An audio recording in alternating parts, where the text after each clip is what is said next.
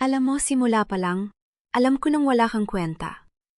Buti na lang at may bago nang papasok sa pamilya namin, yung tipong marunong magdala ng danggal sa pangalang Alonzo. Nanlamig ang buong katawan ko.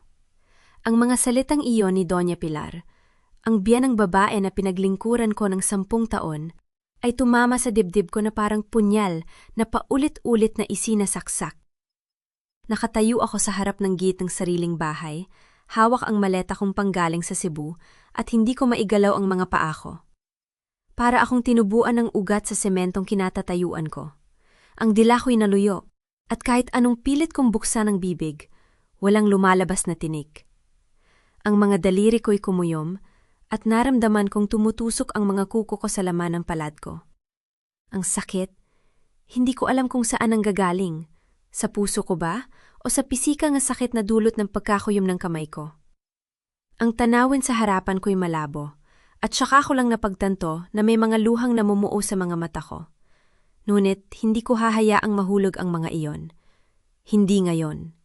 Hindi sa harap nila. Ang mga paa ko'y kusang umurong ng isang hakbang, parang may nagtutulak sa akin palayo sa katotohanang ayaw kong paniwalaan. Ang biological kong instinct na tumakas, ngunit saan ako tatakbo? Ito ang bahay na binili ko gamit ang sarili kong pera. Ito ang pamilyang inalagaan ko ng 10 taon. At ngayon, sinasabihan nila akong wala akong kwenta? Ang kamay ko'y kusang umakyat sa daliri ko. Hinahanap ang singsing na laging nandyan. Ang singsing na isinuot ni Dario sa akin nung araw ng kasal namin. Hinawakan ko ito. Pinaikot-ikot. Parang naghahanap ng katiyakan sa malamig na metal. Ang singsing na iyon ang tanging saksi sa mga pangakong binitiwan namin sa harap ng Diyos 10 taon na ang nakalilipas. Narinig mo ba ako? Matalim ang boser ni Doña Pilar, at saka ko lang napagtantong nagsalita na pala siya ulit. Yung bago, mayaman. Hindi katulad mo na, pati pamasahe, nang hihingi pa sa anak ko.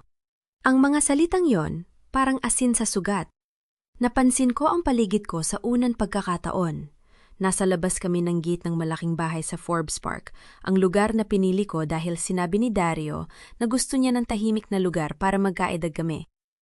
Ang mga maleta ko, 4 na piraso, ay nakahandusay sa sementong bangketa, parang mga basurang itinapon. Ang ilan sa mga damit ko'y nakalabas, nakakalat sa lupa. Nakita ko ang paborito kong floral dress na natapakan, may marka ng gulong ng sasakyan. Hindi ako nagpakaarte. Hindi ako umiyak. 10 taon akong nagtiis, nagpanggap na ordinaryong may bahay, nagtago ng korona ko para lang hindi maapakan ng pagkatao ng asawa ko. Pinakain ko si Dario, binihisan, binigyan ng trabaho, ng posisyon, ng respeto. Ang bahay na ito, akin. Ang kotse niyang BMW, akin. Ang kumpanyang pinagmamalaki niyang pinamumunuan, akin. Lahat ng yun, akin. At ang ginawa ko lang ay, ang tumahimik at magpanggap na wala akong alam. Bakit ka pa nandito? Boses ni Dario. Bumaling ako at nakita ko siyang nakatayo sa may pintuan, nakayakap ang isang braso sa bayong ng isang babae, bata, maganda, nakangiti. Si Selena. Ang babaeng kausap niya sa telpo tuwing madaling araw. Ang babaeng pinagselosan ko ng mga nakaraang buwan, pero pinili kong maniwala kay Dario na kaibigan lang.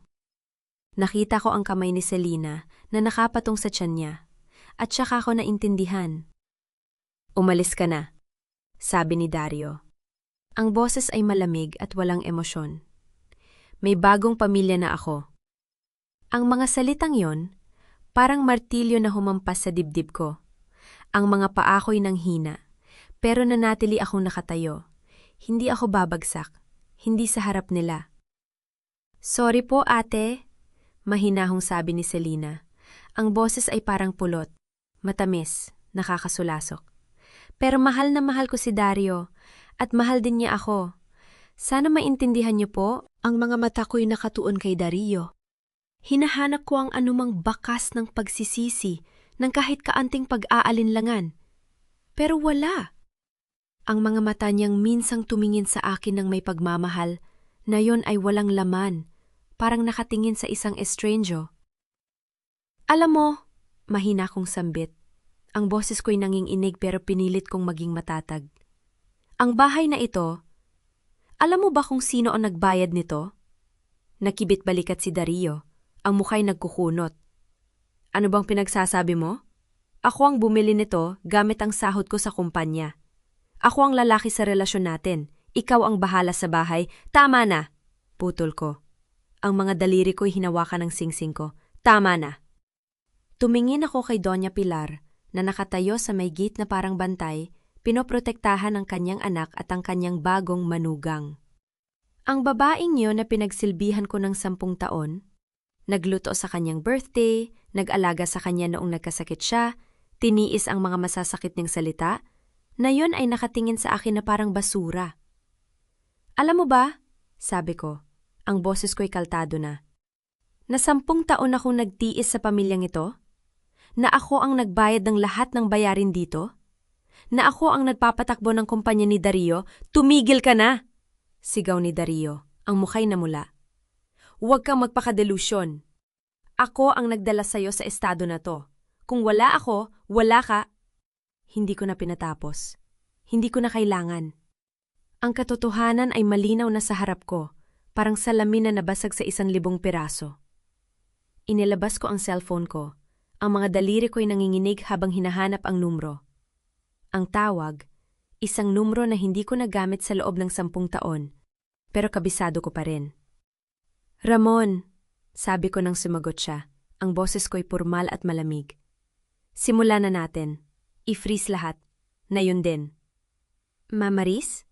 Gulat ang boses ng aking abogado. Sigurado po ba kayo? Oo, Ramon, lahat. Ang bahay, ang kumpanya, ang mga account, lahat ng nasa pangalan ko, i-freeze nyo lahat. Na yun din. Bumaba ang tingin ko sa singsing ko.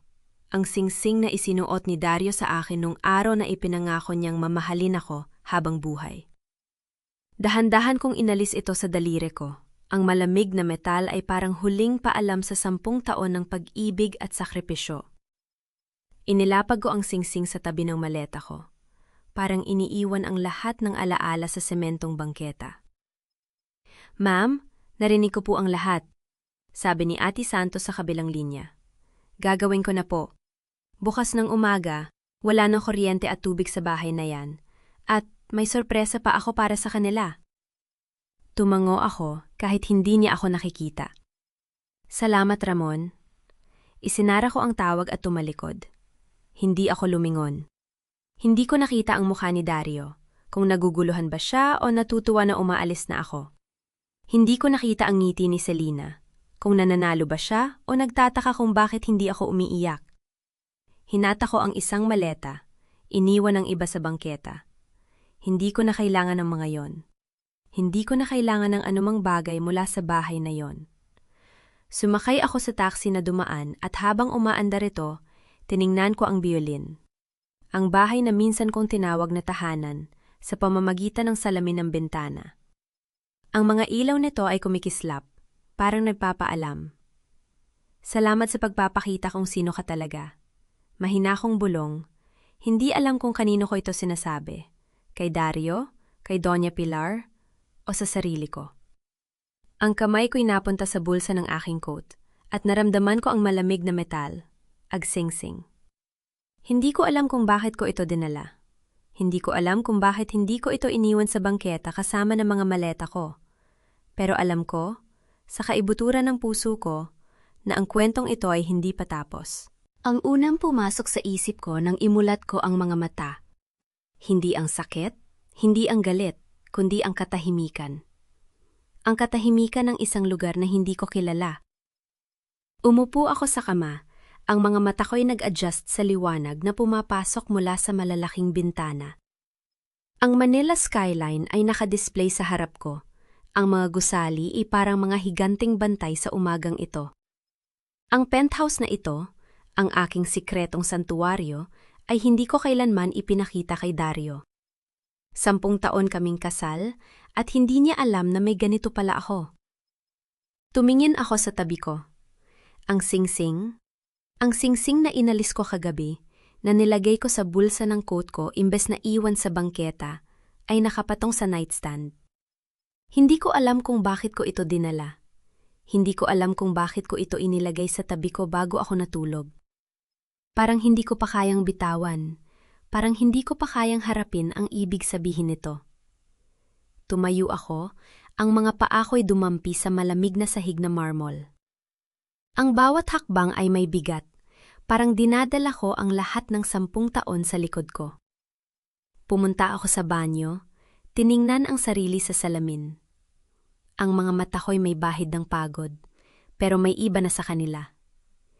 Isang bagay na hindi ko nakita kahapon, isang apoy na tahimik na nagliliyab. Hindi ako umiyak kagabi. Hindi ako umiyak nang itapon nila ang mga gamit ko sa bangketa. Hindi ako umiyak nang sabihin ni Selena na mahal niya si Dario. Ang mga luha ko'y parang natuyo sa loob. Pinalitan ng isang desisyon na mas matigas kaysa sa bakal. Kinuha ko ang cellphone ko. Ang screen ay puno ng mga notification. Mga tawag mula kay Dario, mga mensahe mula sa kanyang ina. Hindi ko binasa. Hindi ko kailangan. Ang una kong tawag ay sa manager ng building ng Biolin. Ma'am Maris, bati niya, ang boses ay may pag-aalala. Narinig ko po ang nangyari. Ano po ang gagawin natin? Simula ngayon, ako na ang magde-decide. Sabi ko, ang boses ko'y formal at malinaw. I-revoke ang access ni Dario. Lahat ng susi, lahat ng code, lahat ng entry points. Ayoko siyang makapasok. Ma'am, paano kung walang paano kung na yun din? Isinara ko ang tawag. Ang pangalawang tawag ay sa bangko. Ma'am Maris, magandang umaga po. Bati ng manager, ang boses ay nanginginig sa pag-aalala. May kailangan po ba kayo? I-freeze ang lahat ng corporate accounts na nakalink kay Mr. Dario Alonzo. Ngayon din. Wala siyang i-cash out, wala siyang ililipat, wala siyang gagastusin. Ma'am, kailangan ko po ng may authorization ako. Ipadala ko ang dokumento sa inyo bago magtanghali, pero simulan niyo na ang proseso ngayon. Opo ma'am, gagawin ko po. Ang pangatlong tawag ay sa kumpanya ng kuryente at tubig. Ma'am, ang account po ay nasa pangalan ninyo, sabi ng customer service representative. Kailangan niyo lang pong i-confirm ang termination. Kumpirmado ko na. I-terminate ang lahat ng serbisyo sa address na yon, ngayon. Ma'am, sigurado po ba kayo? Wala na pong sigurado ako, ngayon. Isinara ko ang tawag. Ang bawat salita na lumalabas sa bibig ko ay parang pinuputol ang isang tanikala. Ang bawat utos ay parang inaalis ang isang maskara na isinuot ko sa loob ng 10 taon. Umupo ako sa sofa. Ang cellphone ko'y nasa kamay. Tiningnan ko ang skyline sa labas, ang mga gusali na itinayo ng kumpanya ko, ang mga negosyo na pinatakbo ko sa likod ng mga eksena, ang imperyo na itinago ko para lang maprotektahan ang lalaking hindi ko nakilala. At saka ko nakita ang mensahe. Dario, bakit wala tayong kuryente? Anong ginawa mo? 3 tandang pananong. Parang siya ang biktima. Parang siya ang naapi. Tiningnan ko ang mensahe. Binasa ko ito ng paulit-ulit. Ang galit sa bawat letra. Ang pag-aakalang may karapatan siyang magalit. Parang hindi niya ako pinalayas kagabi. Parang hindi niya ako itinapon sa bangketa kasama ng mga maleta ko. Hindi ako sumagot. Sa halip, kinuha ko ang cellphone ko at nag-screenshot. Inimba ko ito sa isang folder na may label na ebidensya. Hindi ko alam kung kailan ko ito gagamitin, pero alam kong darating ang araw na kakailanganin ko ito. Biglang pumasok sa isip ko ang mga salita ng aking ina, si Lilia Villanueva, ang babaeng itinuro sa akin na huwag magpapasakop sa kanino man. Ang babaeng iniwan ng aking ama dahil masyado siyang magaling. Ang babaeng namatay na may panghihinayang sa puso. Oras anak, sabi niya noong bata pa ako. Ang mga kamay ay nakahawak sa mukha ko. Ang pera ay kapangyarihan.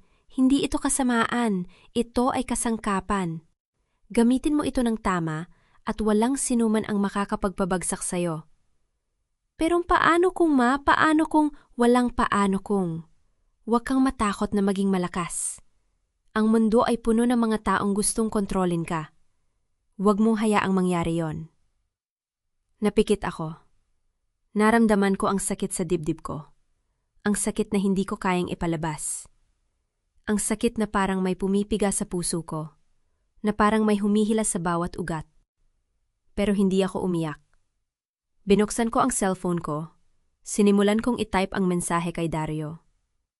Alam mo ba kung sino ang nagbayad ng bahay na yon? Alam mo ba kung sino ang nagbayad ng kuryente at tubig na yon? Alam mo ba kung sino ang bumili ng sasakyan mo? Ng mga damit mo? Ng pagkain mo? Tiningnan ko ang mga salita sa screen. Parang mabigat. Parang masyadong personal. Binura ko ito. Hindi ko kailangang ipaliwanag.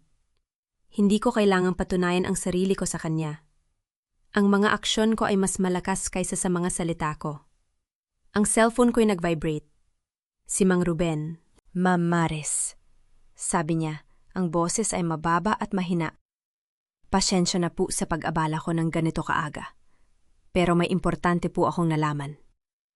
Ano yun, Mang Ruben? Si Selena po, ma'am. Yung sinasabi niyang buntis siya.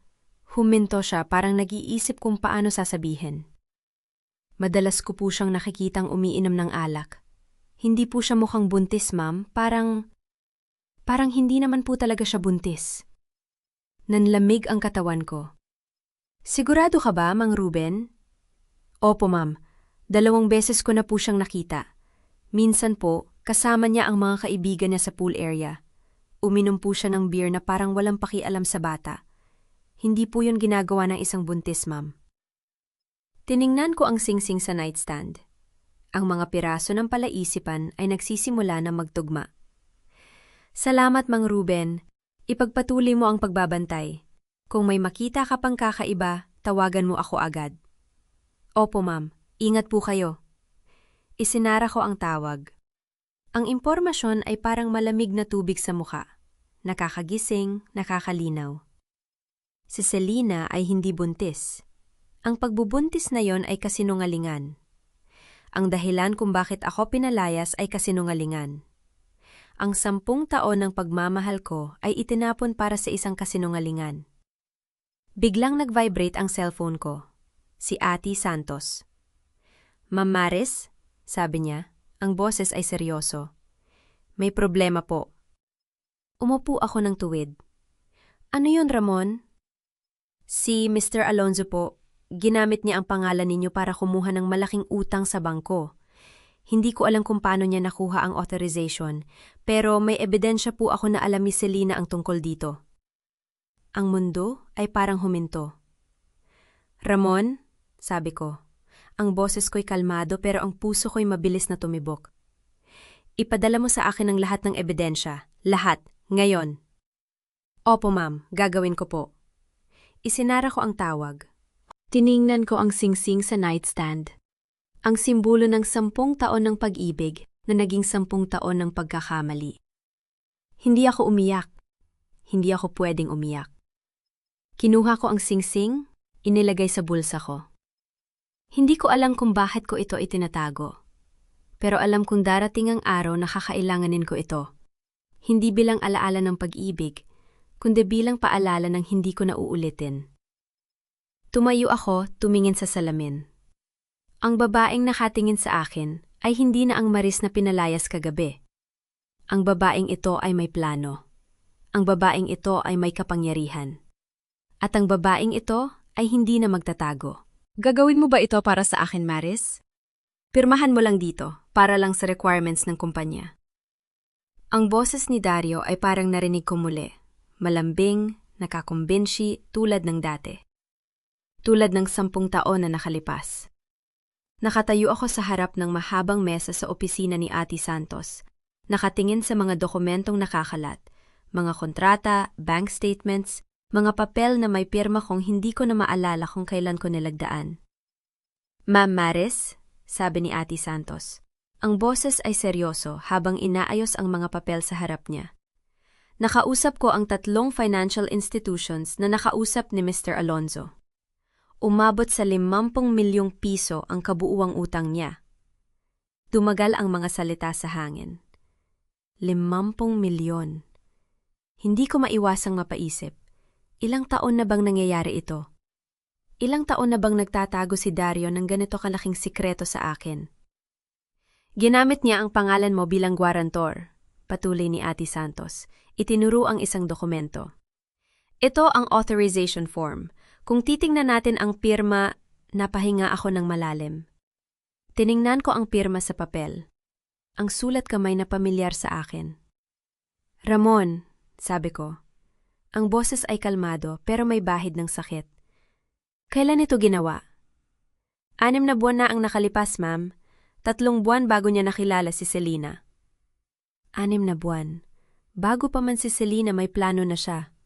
Bago pa man ang lahat may itinatago na siyang ganito kalaki. Naupo ako sa upuan sa harap ng mesa. Ang mga tuhod ko ay parang mahina, pero hindi ko ipinakita.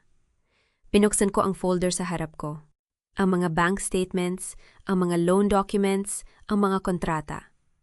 Lahat ng ito ay may pangalan ko. Lahat ng ito ay ginawa ni Dario nang hindi ko alam. Paano niya nakuha ang mga pirma mo, ma'am? Tanong ni Ate Santos. Ang boses ay malumanay. Kailangan kong malaman para sa kaso natin. Napapikit ako. Ang mga alaala ay bumalik. Hindi bilang mga malabong larawan, kundi bilang mga malinaw na eksena na parang kahapon lang nangyari. Maris, mahal, kailangan ko lang ng pirma mo dito para sa bagong project ng kumpanya. Nakaupo ako sa kusina, naghahanda ng hapunan. Lumingon ako sa kanya, nakaangiti. Sige, ilapag mo lang dito. Dito ba? Sige, sandali. Hindi ko man lang binasa. Hindi ko man lang tiningnan kung ano ang nilalaman. Pumirma ako dahil pinagkakatiwalaan ko siya. Pumirma ako dahil mahal ko siya. Biglang may kumurot sa dibdib ko. Bakit ako naging ganito kadaling lokohin? Bakit ako naging bulag sa mga tanda?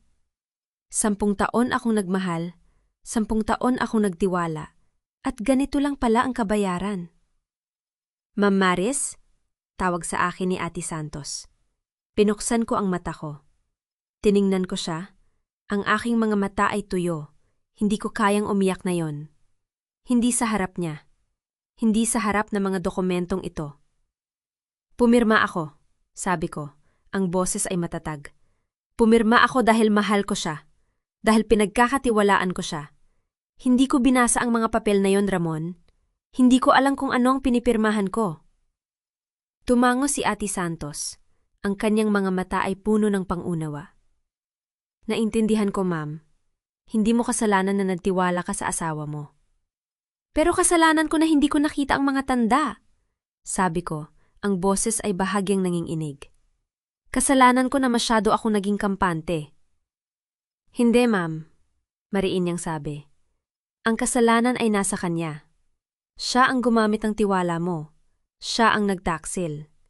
Hindi mo kasalanan na naging mabuting asawa ka. Tiningnan ko siya, ang mga salita niya ay parang malamig na tubig sa sugat. Masakit, pero nakakalinaw. Tumango ako. Kinuha ang isa pang dokumento sa mesa. Ano pa ang nahanap mo, Ramon? Umupo siya sa harap ko. Binuksan ang isang folder na may markang confidential. May isa pa akong nahanap, ma'am. Pero kailangan kong itanong, handa ka bang marinig ito? Tumingin ako sa kanya, ang puso ko ay mabilis na tumibok. Sabihin mo.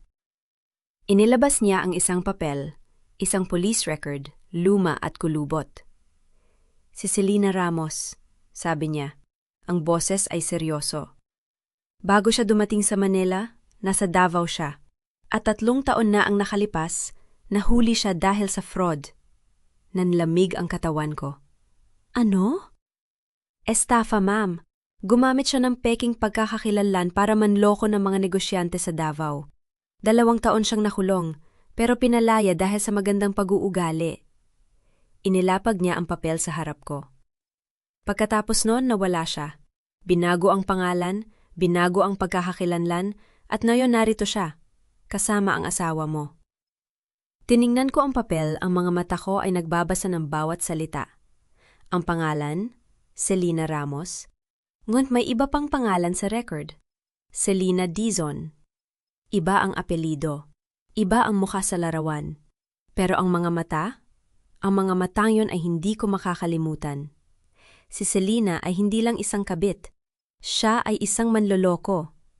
Isang propesyonal na manloloko na ang trabaho ay sirain ng mga pamilya at nakawin ang mga ari-arian. Ramon, sabi ko, ang boses ay biglang naging matigas. May kaso ba siya na nakabinbin? May connection ba siya sa ibang mga pamilya? Wala pang nakabinbin, ma'am. Pero may mga reports na ganito ang modus niya. Nakikipagrelasyon sa mga mayamang lalaki, nagpapanggap na buntis, at pagkatapos ay kinukuha ang mga ari-arian. Huminto siya. Tiningnan ako ng diretso. Ma'am, hindi ka lang nag-iisa. Posibleng may iba pa siyang biktima. Ang mundo ay parang umikot.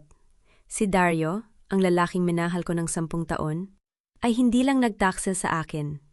Siya ay naging biktima ng isang propesyonal na manggoloko. At hindi niya alam.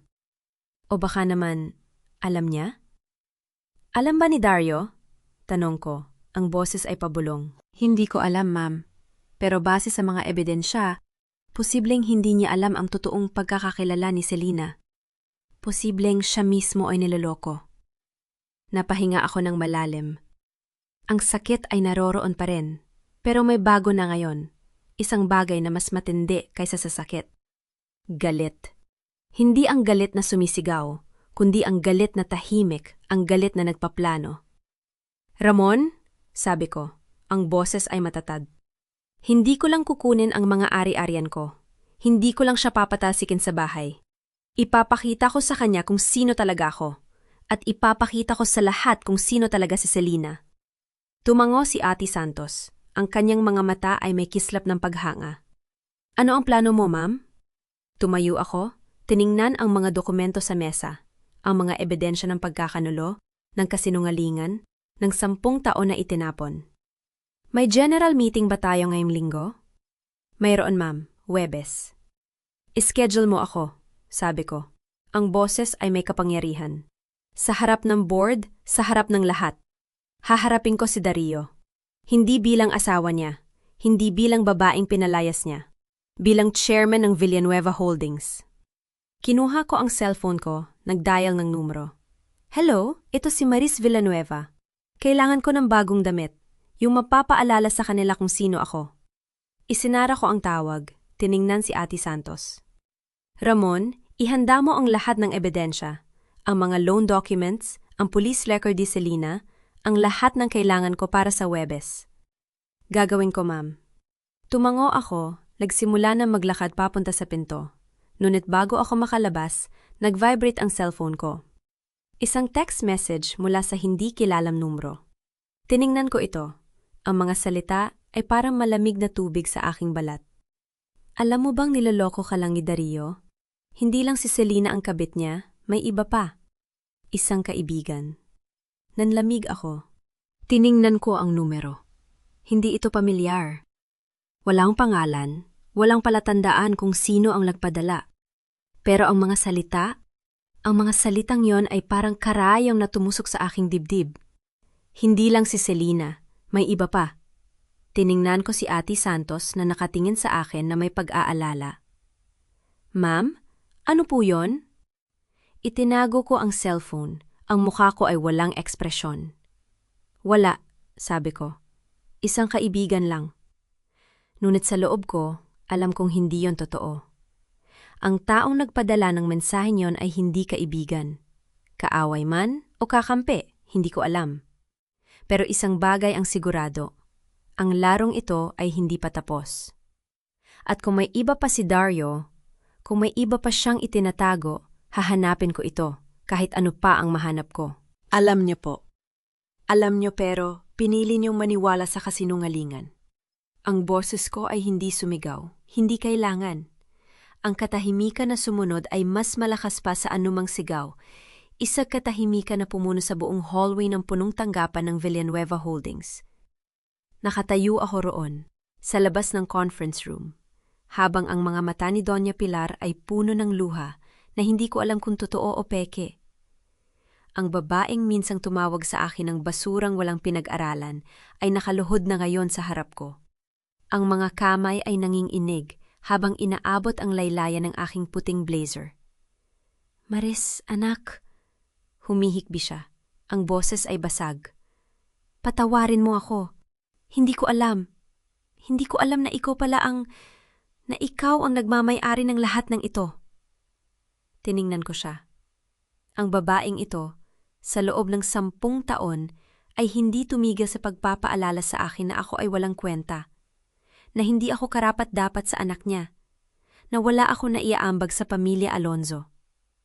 Alam niyo po, ulit ko, ang boses ay kalmado, malamig, parang tubig sa bukal ng Tagaytay. Alam niyo na may trabaho ako. Alam niyo na may negosyo ako. Pero pinili niyong isipin na wala akong kwenta dahil mas madali yon. Mas madaling maliitin ang isang taong hindi niyo naiintindihan. Ang mga luha niya ay patuloy na umaagos. Pero anak, hindi ko alam na ganito kalaki. Hindi po tungkol sa laki ang usapan. Putol ko. Ang mga mata ko ay diretso sa kanya. Kahit maliit na negosyo lang yon, kahit tindahan lang sa palengke, karapatan ko pa ring respetuhin. Pero 10 taon. 10 taon niyo akong tiningnan na parang basura. 10 taon yung sinabi sa akin na wala akong silbi. At ngayon, dahil lang nalaman niyo na may pera ako, bigla akong naging anak? Tumayo ako. Inayos ang blazer ko. Hindi po ganun kadali yon, Donya. Lumakad ako palayo. Ang takong ng aking sapatos ay pumapalakpak sa marmol na sahig. Hindi ako lumingon. Hindi ko kaya. Hindi dahil sa wala akong nararamdaman, kundi dahil kung titingnan ko siya, baka may makita akong bahagi ng sarili ko na gusto pa ring maniwala na maayos pa ang lahat. Pero hindi na. Hindi na maayos. At hindi ko na rin gusto. Bumaba ako sa lobby, kung saan hinihintay ako ni Oti Santos. Nakatayo siya sa tabi ng itim na sasakyan. Ang folder ng mga dokumento ay hawak niya ng mahigpit. Ma'am, bati niya. Ang ulo ay bahaging nakatungo. Kumusta po ang board meeting? Natapos na, sagot ko. Ang boses ay walang emosyon. Dinala na si Dario sa labas. Inalis na siya sa posisyon. Tumango siya. At si Doña Pilar? Napahinga ako. Nasa hallway pa. Hinihintay niya mapatawad ko siya. Patawarin niyo po ba siya? Tiningnan ko siya. Ang mga mata ay biglang naging matalim. Hindi ko alam, Ramon. Pero hindi ngayon. Hindi sa araw na ito. Sumakay ako sa sasakyan. Inayos ang aking palda. Ang puting vest, ang damit na pinili ko para sa araw na ito, ay parang balute. Hindi ako si Maris na umiiyak. Hindi ako si Maris na pinalayas. Ako si Maris Villanueva, ang chairman ng Villanueva Holdings. Pero kahit na, ramdam ko pa rin ang bigat ng singsing sa aking bulsa. Ang singsing na hindi ko pa kayang tanggalin. Ma'am, sabi ni Ate Santos habang nakaupo sa tabi ko. May tawag po kayo kanina habang nasa meeting kayo. Hindi ko sinagot dahil alam kong abala kayo. Iniabot niya ang aking cellphone. Tiningnan ko ang screen. Isang hindi kilalang numero. Walang pangalan. Pero may mensahe. Binuksan ko ito. Ang mga salita ay parang malamig na tubig na bumuhos sa aking balat. Ate Maris, pwede po bang mag-usap tayo? May sasabihin po ako tungkol kay Dario. Tungkol sa totoong dahilan kung bakit niya kayo iniwan? Nanlamig ako. Ang numero, hindi ko ito kilala. Pero ang paraan ng pagsasalita, ang tawag na Ate Maris, parang pamilyar. Ramon, sabi ko. Ang boses ay pabulong. Kanino galing ang numerong ito? Kinuha niya ang cellphone, tiningnan ang screen. Hindi ko po alam, ma'am. Hindi ko pa ito na-check. Napahinga ako ng malalim. Ang araw na ito, ang araw na dapat ay tungkol sa aking tagumpay, ay biglang nagkaroon ng bagong kulay. Hindi ako sigurado kung ito ay isang kaaway na nagbabanta o isang kakampi na nag-aalok ng tulong. Pero isang bagay ang sigurado. Ang mensaheng ito ay hindi nagkataon. At ang taong nagpadala nito, alam nito ang isang bagay na hindi ko pa alam. Ramon, sabi ko, ang boses ay matigas. I-check mo ang numerong ito. Alamin mo kung sino ang nagmamay-ari nito, na yun na. Tumango siya, agad na kinuha ang kanyang laptop. Gagawin ko, ma'am. Tiningnan ko ang mensahe muli, binabasa ang bawat salita. Tungkol sa totoong dahilan kung bakit niya kayo iniwan. Ang totoong dahilan. May iba pa bang dahilan bukod sa kasakiman at pagkakanulo? May iba pa bang dahilan bukod kay Selena at sa kanyang peking pagbubuntis? Ang singsing sa aking bulsa ay parang naging mas mabigat. Hawak ko ito, ang malamig na metal ay dumidikit sa aking palad. At sa unang pagkakataon sa buong araw, naramdaman ko ang isang bagay na hindi ko inaasahan. Takot. Hindi takot kay Dario, hindi takot kay Selena. Takot sa posibilidad na ang lahat ng ito, ang 10 taon ng pagmamahal, ang mga sakripisyo, ang lahat ng itinago ko, ay may mas malalim na dahilan. Isang dahilan na hindi ko pa nakikita. Isang dahilan na maaaring sumira sa akin ng higit pa sa pagkakanulo. Tiningnan ko ang mensahe muli, ang mga daliri ay nanginginig. At sa katahimikan ng sasakyan, habang ang Maynila ay dumadaan sa labas ng bintana, naramdaman ko na ang larong ito, ang larong inakala kong tapos na, ay nagsisimula pa lang. Tumawag ako kay Ate Santos habang papasok ako sa sasakyan. Ang pinto ay sinara ng driver. Hindi ako humingi ng pahintulot. Alam kong naka-duty siya kahit anong oras. Ramon, i-check mo ang numerong ito, na yun na. Gagawin ko, ma'am, pero kailangan ko po ng ilang minuto. Sige, hintayin kita. Isinara ko ang tawag at napatingin sa labas ng bintana. Ang Maynila ay abala. Mga sasakyan, mga tao, mga buhay na patuloy na gumagalaw kahit na ang akin ay tila huminto. Naramdaman ko ang singsing sa aking bulsa. Hindi ko pa rin ito kayang tanggalin. Hindi ko alam kung bakit. Makalipas ang 15 minuto, tumawag si Ate Santos. Ma'am, nakuha ko na po ang pangalan ng may-ari ng numero. Sino? Selena Ramos po. Nanlamig ako. Ang babaeng nag-akala na maaari niyang agawin ang lahat. Ang babaeng nagsabing buntis siya kay Dario ay nagpapadala sa akin ng mensahe. Hindi upang mang-asar, hindi upang manakot, upang makipag-usap. Ma'am? Tanong ni Ate Santos. Gusto niyo po bang i-block ang numero? Hindi. Sagot ko. Ang boses ay kalmado. Ischedule mo ng meeting bukas sa isang lugar na tahimik. Saan po? Yung coffee shop sa may QC, yung hindi masyadong pinupuntahan ng mga taga Maynila. Sige po. Anong oras? 10:00 ng umaga. At Ramon? Po? Huwag mo sasabihin kahit kanino. Hindi kay Dario, hindi kay Doña Pilar. Kahit kanino. Naiintindihan ko po, ma'am. Kinabukasan, pumasok ako sa coffee shop na yon. Ang lugar ay maliit, tahimik, ang mga ilaw ay malambot, at ang amoy ng kape ay bumabalot sa buong silid. Nakaupo na si Selena sa isang sulok. Ang kanyang mga kamay ay nakapatong sa mesa. Ang mga daliri ay nilalaro ang gilid ng tasa. Hindi siya katulad nung una ko siyang nakita. Noon, puno siya ng kayabangan. Nakangiti, ang kamay ay nakahawak sa braso ni Dario na parang siya ang nagmamay-ari nito. Ngayon, siya ay payat, maputla, ang mga mata ay may maitim na bilog sa ilalim. At ang kanyang tiyan, patag. Walang kahit anong senyales ng pagbubuntis. Umupo ako sa tapat niya. Ang aking bag ay inilagay ko sa tabi. Hindi ako nag-order ng kahit ano. Hindi ako ngumiti. Selena, sabi ko. Ang boses ay walang emosyon. Ate Maris, sagot niya. Ang boses ay nanginginig. Salamat po sa pagpunta. Hindi ako pumunta upang makipagkaibigan, sabi ko. Sabihin mo kung bakit mo ako tinawagan. At maging totoo ka? Dahil hindi ako naniniwala sa mga salita mo. Napalunok siya. Ang kanyang mga mata ay biglang nag-iba. Hindi na ang matapang na Selena na nakita ko nung una. Ngayon, siya ay parang isang batang natatakot. Ate Maris, simula niya, ang boses ay pabulong. Hindi po ako buntis. Tumango ako. Hindi ako nagulat. Nakita ko ang kanyang tiyan, ang kanyang mga kilos, ang paraan ng pag-upo niya.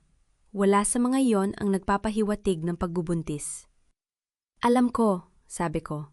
Pero bakit mo ito sinasabi sa akin ngayon? Kasi po, huminga siya ng malalim. Ang mga kamay ay nanginginig. Patagawa po ako ni Dario na magpanggap. Para po mas mabilis kayong umalis. Para po makuha niya ang lahat ng sa inyo. Ang mga salita ay parang dagok. Hindi di sa bago ito. Alam ko nang may plano si Dario. Pero ang marinig ito mula sa babaeng kasabot niya ay ibang bagay. Paano mo nalaman ang tungkol sa akin? Tanong ko. Ang boses ay matigas. Hindi mo alam kung sino ako nung una mong nakita ako. Hindi ko po alam nung una, sagot niya. Ang mga mata ay nanlalabo. Pero nalaman ko po nang nakita ko po kayo sa balita. Yung board meeting po, napanood ko po ito. At nakita ko po ang pangalan nyo, Maris Villanueva. At saka po, nalaman ko rin po na kayo pala ang may-ari ng lahat. Tumango ako. Kaya mo ako kinontak. Dahil alam mo na may kapangyarihan ako. Hindi po. Mabilis na sabi niya. Ang ulo ay umiling. Hindi po dahil doon. Kasi po, nalaman ko pong may iba pa siyang babae. Huminto siya. Ang kanyang mga mata ay napuno ng luha. Hindi lang po ako, Ate Maris. May pangatlo po. Yung sekretarya niya sa opisina. Si Jenny po. Nanlamig ako. Jenny, ang sekretarya ni Dario sa kumpanya. Yung babaeng laging nakangiti, laging sumasagot ng mga tawag, laging may dalang folder ng mga dokumento. At si Jenny po, patuloy ni Selena, ang boses ay pumutol. Buntis po siya. Hindi po peke, totoong buntis po siya. Ang mga salita ay parang malamig na tubig na bumuhos sa aking balat. Hindi ako kumibo. Hindi ako gumalaw. Ang singsing sa aking bulsa ay parang naging mas mabigat. Paano mo nalaman? Tanong ko, ang boses ay pabulong. Nakita ko po sila, sagot niya. Ang mga luha ay nagsimulang bumagsak. Isang gabi po, pumunta ako sa opisina ni Dario. Hindi ko po alam kung bakit, pero may kuto po ako. At nakita ko po sila, nag-uusap sila, at sinabi ni Jenny na buntis siya, at sinabi ni Dario na hindi niya ito aalisin. Na kailangan niya ito para sa kanyang plano. Anong plano? Yung plano po na kunin ang lahat na sa inyo, sagot niya. Ang mga mata ay ng lalaki. Hindi po siya nagplano na mahalin ako, Ate Maris. Ginamit lang po niya ako. Ginamit niya po ang pagbubuntis ko, yung peking pagbubuntis, para po mapalayas kayo. At pagkatapos niya pong umalis, sasabihin niya po na nagkamali siya, na hindi niya ako mahal, at pakakasalan niya po si Jenny, dahil totoo po ang anak nito. Napahinga ako ng malalim. Ang mga salita ay parang mga piraso ng puzzle na unti-unting nagkakasya. Hindi si Dario ang nagplano ng lahat ng ito. Si Jenny, ang sekretarya, ang babaeng laging nasa likod ng mga eksena. Bakit mo ito sinasabi sa akin?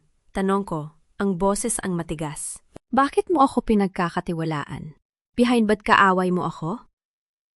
Kasi po, napahinto siya. Ang mga luha ay tuluyan ng bumagsak. Kasi po natatakot ako, Ate Maris, kung ano po ang ginawa niya sa inyo, yung pagpapalayas, yung pagtatapon, gagawin din po niya sa akin.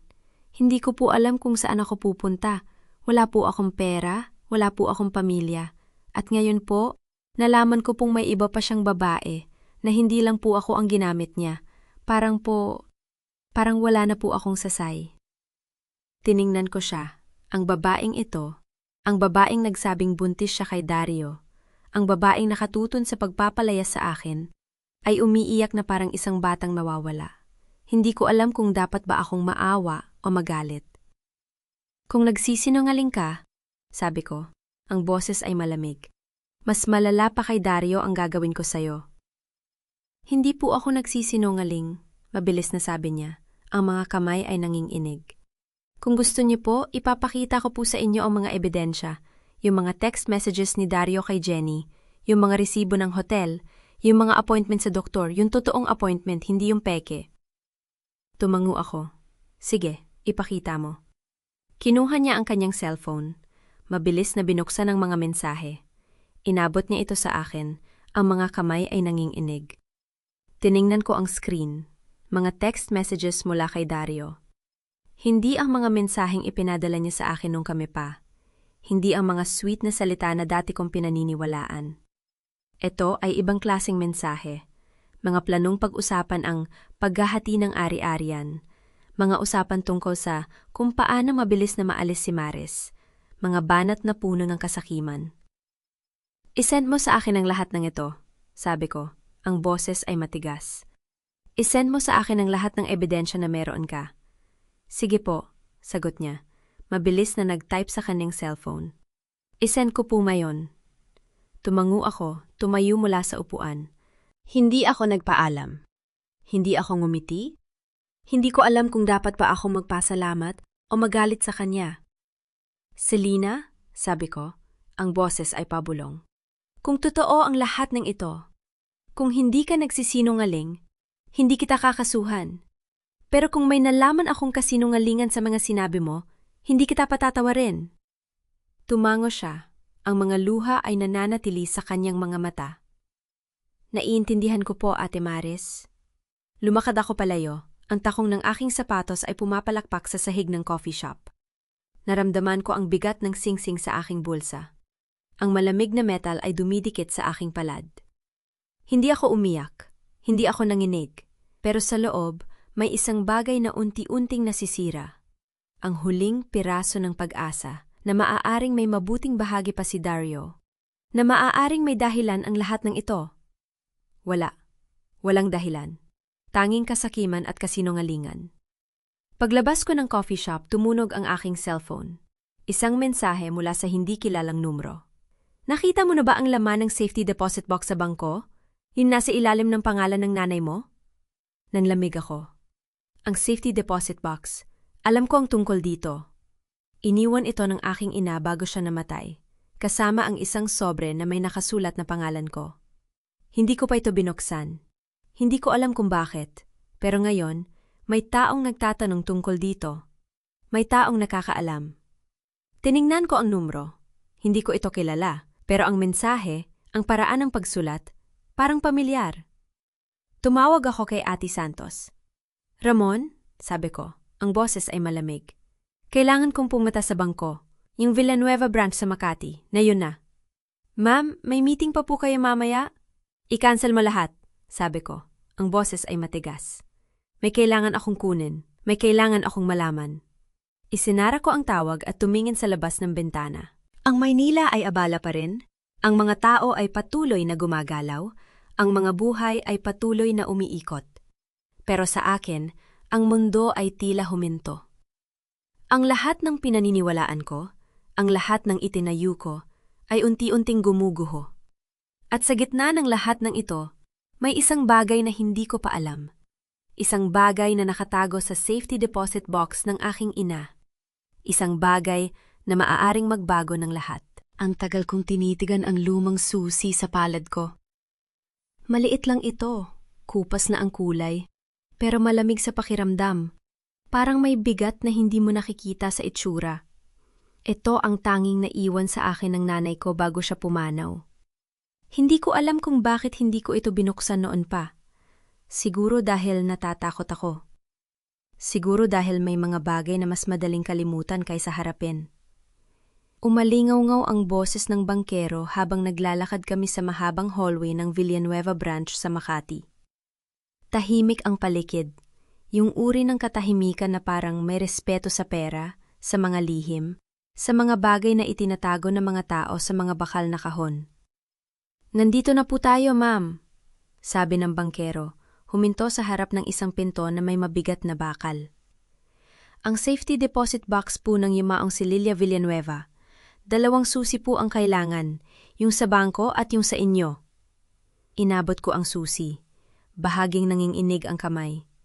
Hindi ko alam kung bakit.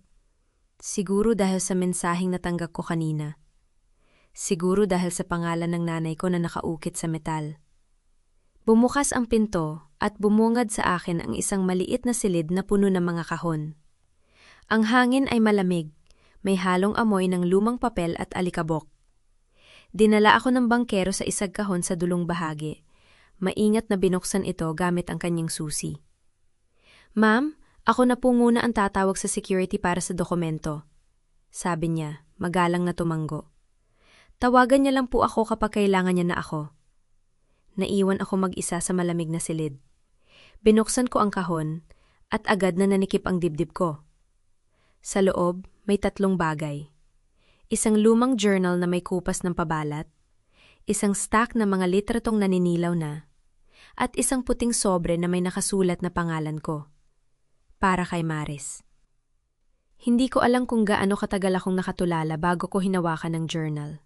Marahan kong binuksan ang unang pahina at agad kong nakilala ang sulat kamay ng nanay ko. Setyembre 12, 1998. Ngayon ko lang nalaman na may iba na pala siya. Hindi ko alam kung paano ko haharapin ito. Hindi ko alam kung paano ko sasabihin kay Maris. Paano mo sasabihin sa anak mo na iniwan kayo ng ama niya dahil masyado daw akong matagumpay. Tumigil ako. Ang mga salita ay parang suntok sa dibdib. Sabi niya, Lilia, hindi ko kaya na ikaw ang laging nasa spotlight. Hindi ko kaya na ikaw ang laging hinahangaan. Ano na lang ang sasabihin ng mga tao? Na ako ang asawa ng mayaman? Na ako ang lalaking hindi kayang pantayan ng asawa niya? Napahigpit ang hawak ko sa journal. Ang mga salita ng tatay ko, ang mga salitang hindi ko narinig mula sa kanya dahil iniwan niya kami noong bata pa ako, ay naririnig ko na ngayon sa sariling sulat ng nanay ko. Hindi ko alam kung paano sasabihin kay Maris na ang dahilan ng pag-alis ng ama niya ay hindi dahil sa kulang siya. Hindi dahil hindi siya sapat. Kundi dahil masyado siyang maliwanag para sa isang taong natatakot sa liwanag. Napaluha ako. Hindi ko napigilan. Sa unang pagkakataon sa loob ng maraming araw, marahil sa loob ng maraming taon, hindi ko na kayang pigilan ang mga luha. Huwag mo hayaang may magpatago sa liwanag mo, anak. Ang taong nagmamahal sa'yo ay hindi ka ipagkakait sa mundo. Ang taong nagmamahal sa'yo ay hindi ka hihiling maging maliit para lang maging komportable siya. Binasa ko ang mga susunod na pahina, mga tala ng nanay ko tungkol sa kanyang mga takot, sa kanyang mga pangarap para sa akin, sa kanyang pagsisisi na hindi niya nasabi sa akin ang lahat ng ito habang nabubuhay pa siya. Nobyembre 3, 2003. Nakita ko si Maris kanina kasama si Dario. Masaya siya. Sa unang pagkakataon, nakita ko ang anak ko nang mangiti ng totoo. Pero may kung ano sa mga mata ng lalaking yon? May kasakiman. Sana ako ay nagkakamali. Sana hindi ko nakikita ang mga bagay na ito. Napahinto ako. Ang pangalan ni Dario sa journal ng nanay ko noong 2003, bago pa kami ikinasal. Disyembre 15, 2003, inutusan ko si Mr. Tan na mag-imbestiga. Kailangan kong malaman kung sino talaga si Dario Alonzo. Hindi ko kayang hayaan ang anak ko na pakasalan ng isang lalaking hindi ko lubos na kilala. Mr. Tan, ang pangalan ay pamilyar. Isog negosyante sa Cebu na nakilala ko nung nagsisimula pa lang ang Villanueva Holdings. Isang kaibigan ng nanay ko. Enero 20, 2004, nakumpirma na. Si Dario Alonzo ay pinalayas sa kaning dating kumpanya dahil sa pangunurakot. Natatakpan ng ang kaso dahil sa koneksyon ng kanyang pamilya. Alam ko na ang katotohanan. Pero paano ko ito sasabihin kay Maris? Paano ko sasabihin sa anak ko na ang lalaking mahal niya ay hindi siya karapat-dapat? Ang mga luha ay tuluyan ng bumagsak. Hindi ko na kayang pigilan. Pebrero 14, 2004, nayan ko lang napagtanto. Hindi ko masasabi kay Maris ang totoo. Hindi dahil sa ayaw ko siyang masaktan, kundi dahil alam kong hindi niya ito maniniwala. Mahal na mahal niya si Dario. At kapag sinabi ko sa kanya ang katotohanan, iisipin niya na inyit lang ako, na ayaw ko lang siyang makita na masaya, na ginagawa ko lang ang ginawa ng tatay niya sa akin, na sinisira ko ang relasyon niya dahil sa sarili kong takot. Isinara ko ang journal, ang mga kamay ay nanginginig. Ang nanay ko, alam niya. Alam niya ang tungkol kay Dario bago pa man ako pakasalan nito. At hindi niya sinabi sa akin, hindi dahil sa ayaw niya akong protektahan, kundi dahil alam niyang hindi ko ito maririnig. Dahan-dahan kong kinuha ang puting sobre. Binuksan ko ito at sa loob ay may isang liyam. Ang sulat kamay ng nanay ko. Ngunit mas maingat, mas formal. Parang sinulat ito ng may mahabang pag-iisip. Mahal kong Maris, kung binabasa mo ito, nangangahulugang may nangyari ng masama. May nakasakit sayo, may nagtaksil sayo. At alam kong, alam mo na kung sino. Hindi ko sinabi sayo ang tungkol kay Dario nung nabubuhay pa ako. Hindi dahil sa hindi kita mahal. Hindi dahil sa hindi kita pinrotektahan. kundi dahil alam kong kailangan mong matuklasan ito sa sarili mong paraan. Kailangan mong makita ang katotohanan gamit ang iyong sariling mga mata. Pero may isang bagay na kailangan mong malaman. Isang bagay na hindi ko na isulat sa journal ko. Isang bagay na mas malala pa sa pangunurakot, mas malala pa sa kasinungalingan. Si Dario, may kinalaman siya sa pagkamatay ng isang negosyante sa Cebu. Yung kaibigan ko si Mr. Tan. Tumigil ako. Ang hininga ko ay parang may humarang. Hindi ko alam ang lahat ng detalye, pero alam kong may kinalaman siya. May mga taong nakakaalam, mga taong maaaring lumapit sa'yo kapag handa ka na. Huwag mong hayaang matakot ka sa kanila. Sila ang magiging gabay mo. Mahal na mahal kita, anak. At alam kong magiging maayos ang lahat. Dahil malakas ka, dahil ikaw ang anak ko. At hindi ka kailanman magpapakita ng kahinaan sa harap ng mga taong nanakit sa'yo. Nanay mo, napahawak ako sa sulat. Ang mga luha ay hindi ko na kayang pigilan. Ang nanay ko, alam niyang lahat. At sa halip na sabihin sa akin, pinili niyang gabayan ako sa paraang alam niyang makakaya ko. Salamat, ma. Bulong ko, ang boses ay paos. Salamat sa lahat. Hindi ako nagtatago pa. Hindi ko na kailangan. Ang lahat ng ito, ang katahimikan, ang pagpapanggap, ang pagiging maliit para sa isang taong hindi naman karapat-dapat, ay matatapos na. Tumayo ako, pinunasan ng mga luha. Kinuha ko ang journal at ang sulat, maingat na inilagay sa aking bag. Titingnan ko ang mga litrato mamaya. Hindi pa ako handa. Lumabas ako ng silid at sinalubong ako ng bangkero na may magalang na ngiti. Natapos na po ba kayo, ma'am? Oo, sagot ko. Ang boses ay matatag. Salamat sa tulon. Habang naglalakad ako palabas ng bangko, tumunog ang aking cellphone. Si Ate Santos. Ma'am, sabi niya, ang boses ay seryoso. May nahanap po akong ebidensya. Mas malala pa po sa inaasahan natin. Nanigas ako. Ano yun? Si Dario po, may kinalaman po siya sa pagkamatay ng isang negosyante sa Cebu. Yung kaibigan niyo po, si Mr. Tan.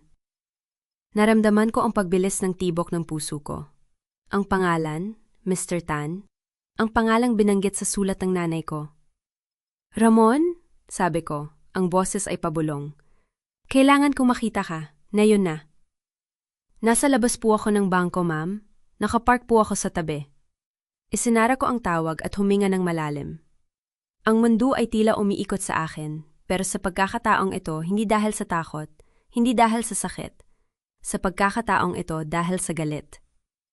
May kinalaman si Dario sa pagkamatay ni Mr. Tan, ang kaibigan ng nanay ko. Ang lalaking tumulong sa kanya na malaman ang katotohanan. At ngayon, may hawak akong ebidensya, hindi lamang laban sa kanyang pagtataksil, kundi laban sa kanyang mga kasalanan. Lumabas ako ng bangko at nakita ko si Ate Santos na nakatayo sa tabi ng kanyang sasakyan. Ang kanyang mukha ay seryoso, ang kanyang mga mata ay puno ng pag-aalala. Ma'am, sabi niya paglapit ko, handa na po ba kayo? Tiningnan ko siya, ang mga mata ay tuyo, hindi na ako iiyak pa. Oo, Ramon, sagot ko, ang boses ay matigas. Handa na ako. Sabihin mo sa akin ang lahat. Ang sabi ng nanay ko sa sulat, may kinalaman si Dario sa pagkamatay ni Mr. Tan. Hindi ko alam kung gaano kalalim ang pagkakasangkot niya, pero alam kong may kinalaman siya. At ngayon, si Ate Santos, ang kanyang muka ay seryoso, nakatayo sa harapan ko sa labas ng bangko. Ma'am, sabi niya, ang boses ay mababa. Handa na po ba kayo? Tiningnan ko siya, ang mga mata ay tuyo. Oo, Ramon. Sabihin mo sa akin ang lahat.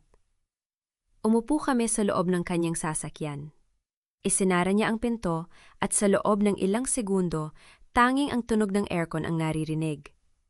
Kinuha niya ang isang brown envelope mula sa passenger seat, inilapag ito sa kanyang kandungan. Ma'am, alam niyo po pa kung paano namatay si Mr. Tan? Sinabi sa akin na aksidente sa sasakyan, sagot ko, sa Cebu. 2 taon na ang nakalilipas.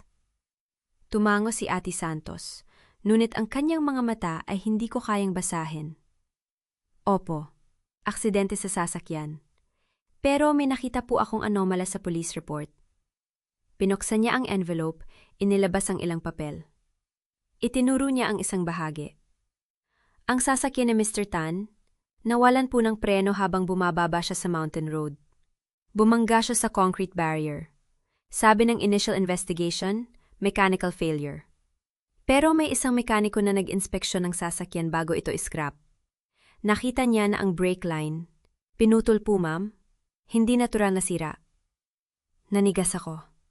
Ang mundo ay tila huminto sa pag-ikot. Sigurado ka ba? Bulong ko. Sigurado po ako. Nakausap ko mismo ang mekaniko. Sabi niya malinis daw ang pagkakaputol. Parang may gumamit ang pamutol ng metal.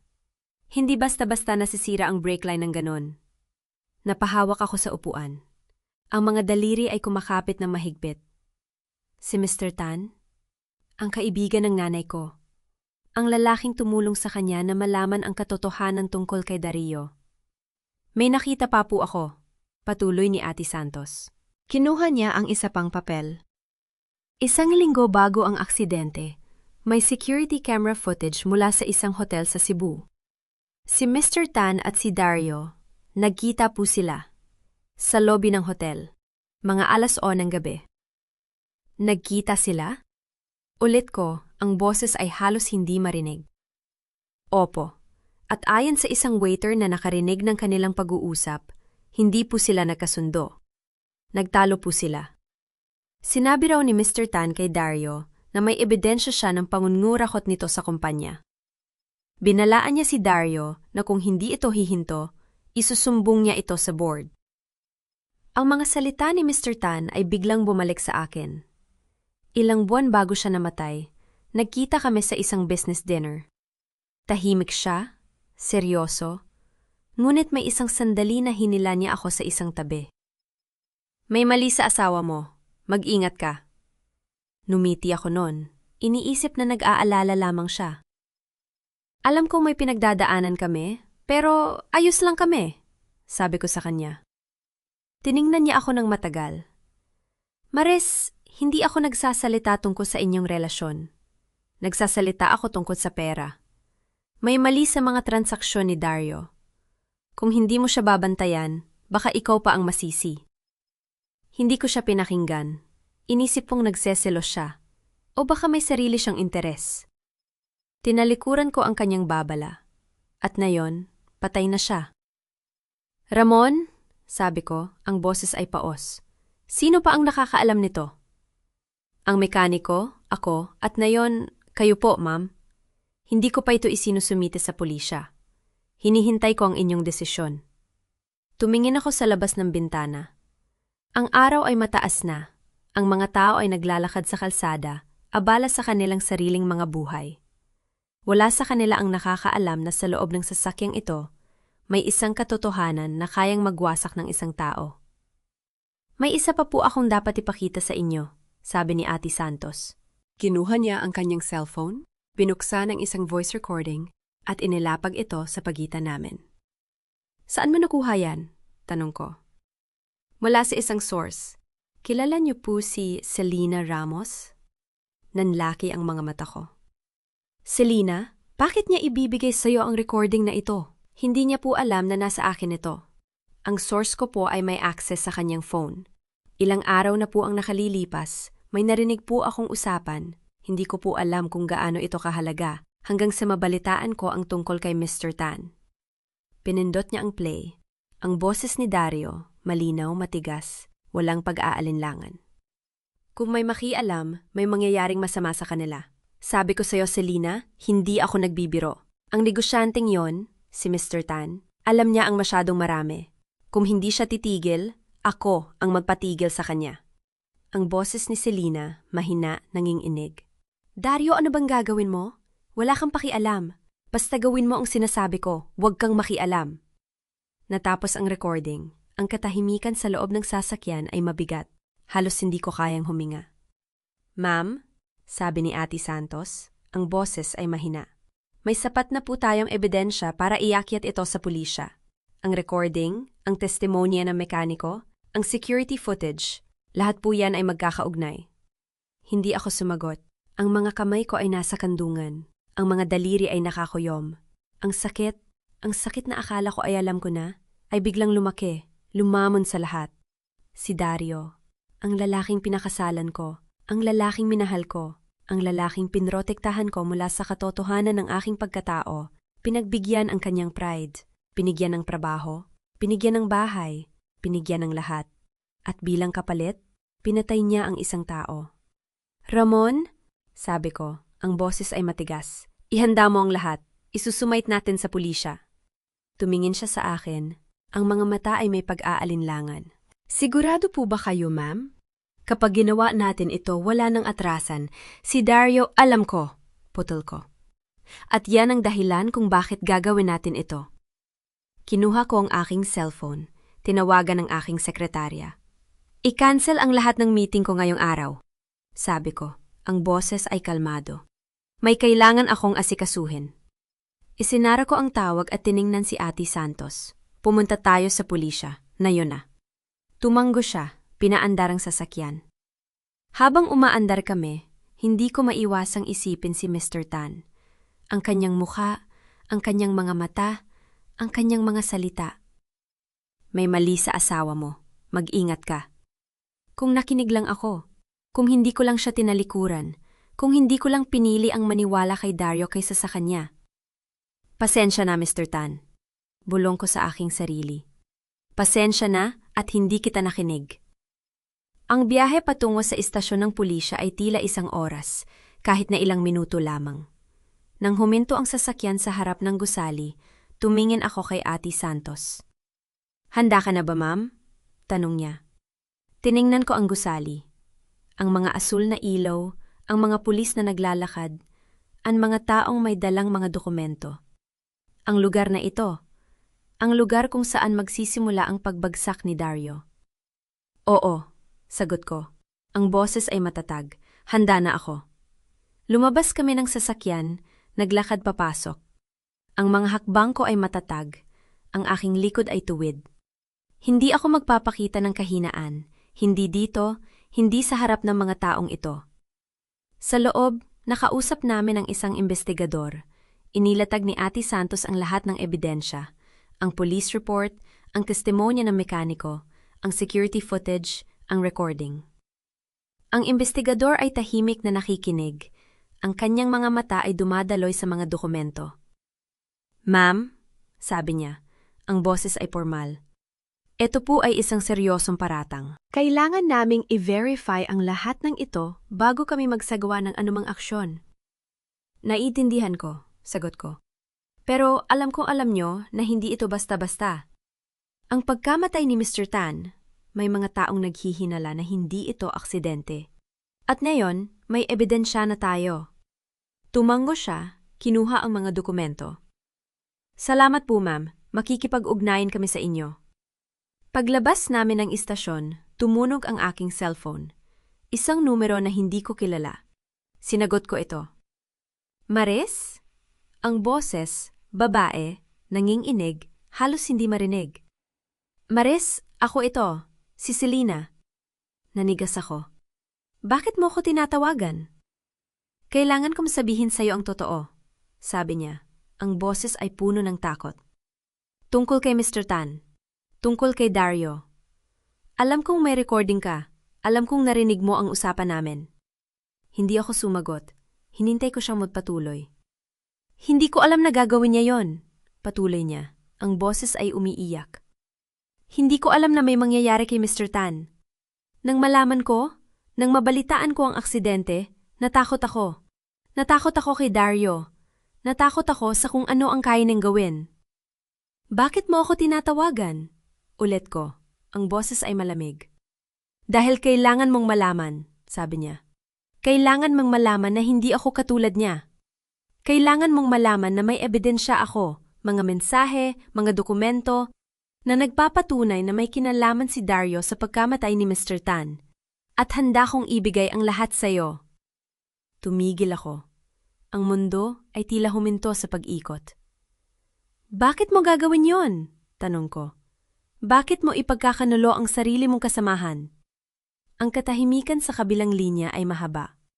Nang magsalita si Selena, ang kanyang boses ay puno ng pait. Dahil ginamit niya ako, sabi niya. Ginamit niya ako para palayasin ka.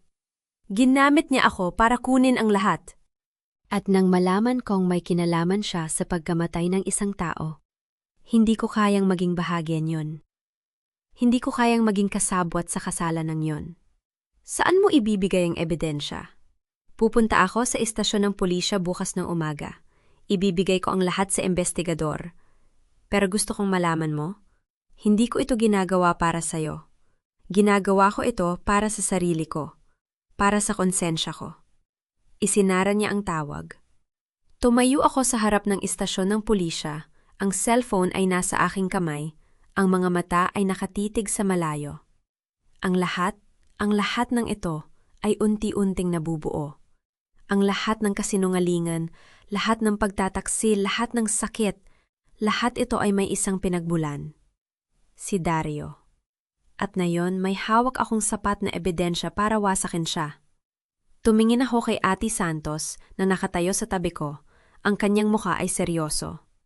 Ramon, sabi ko, ang boses ay mahina. Gagawin natin ito. Hahayaan nating mahulog ang lahat. Tumango siya. Gagawin ko po, ma'am. Sumakay kami sa sasakyan at habang umaandar kami palayo sa istasyon, tumunog muli ang aking cellphone. Ang pangalan sa screen, Doña Pilar. Sinagot ko ito, ang boses ay malamig. Bakit? Ang boses sa kabilang linya, hindi ang karaniwang mapagmataas, nangigibabaw na tono. Ito ay paos, puno ng luha, nanginginig. Maris, anak, humihikbi siya. May nangyari kay Dario. Kailangan ka niya. Pumunta ka sa ospital. Nayon. Ang pagdaan ko sa pintuan ng ospital ay parang paglubog sa malamig na tubig. Ang amoy ng antiseptiko, ang puting ilaw na masyadong maliwanag, ang mga nurse na nagmamadali, lahat ng ito ay tila sinasakal ako. Hindi ako dapat nandito. Hindi para sa kanya. Pero nandito ako. Nakita ko si Doña Pilar sa dulo ng hallway. Nakaupo sa plastic chair, nakayuko, ang mga kamay ay nanginginig sa kandungan. 10 taon ang tanda niya mula noong huli ko siyang nakita. Ang buhok na dati maayos ay magulo na. Ang mukha na dati puno ng kayabangan ay tila lumiit, naglaho. Nang makita niya ako, dahan-dahan siyang tumayo. Ang mga mata niya, mga matang dati tumitingin sa akin ng may paghamak, na yon ay puno ng pangamalimos. Maris! Ang boses niya ay paos, halos hindi marinig. Pasok ka na. Hinihintay ka niya. Tumigil ako. Ang pangalan niya, ang babaeng nagtawag sa akin ng walang kwenta, ang babaeng nag-utos sa akin na umalis na sa buhay ng anak ko, ngayon ay nakatayo sa harapan ko. Sira na. Bakit niya ako hinihintay? Tanong ko, ang boses ay patag. Hindi siya sumagot. Bumaba lang ang tingin niya at sa unang pagkakataon sa lahat ng mga taon na kilala ko siya, nakita kong may luha sa kanyang mga mata. Pasensya na, bulong niya.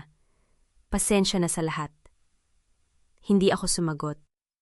Dumaan lang ako sa tabi niya at binuksan ang pinto. Ang silid ay maliit, puno ng mga kagamitan. Ang tunog ng heart monitor ay regular, malakas, matatag. At sa gitna ng lahat ng ito, nakahiga si Dario. Ang mukha niya.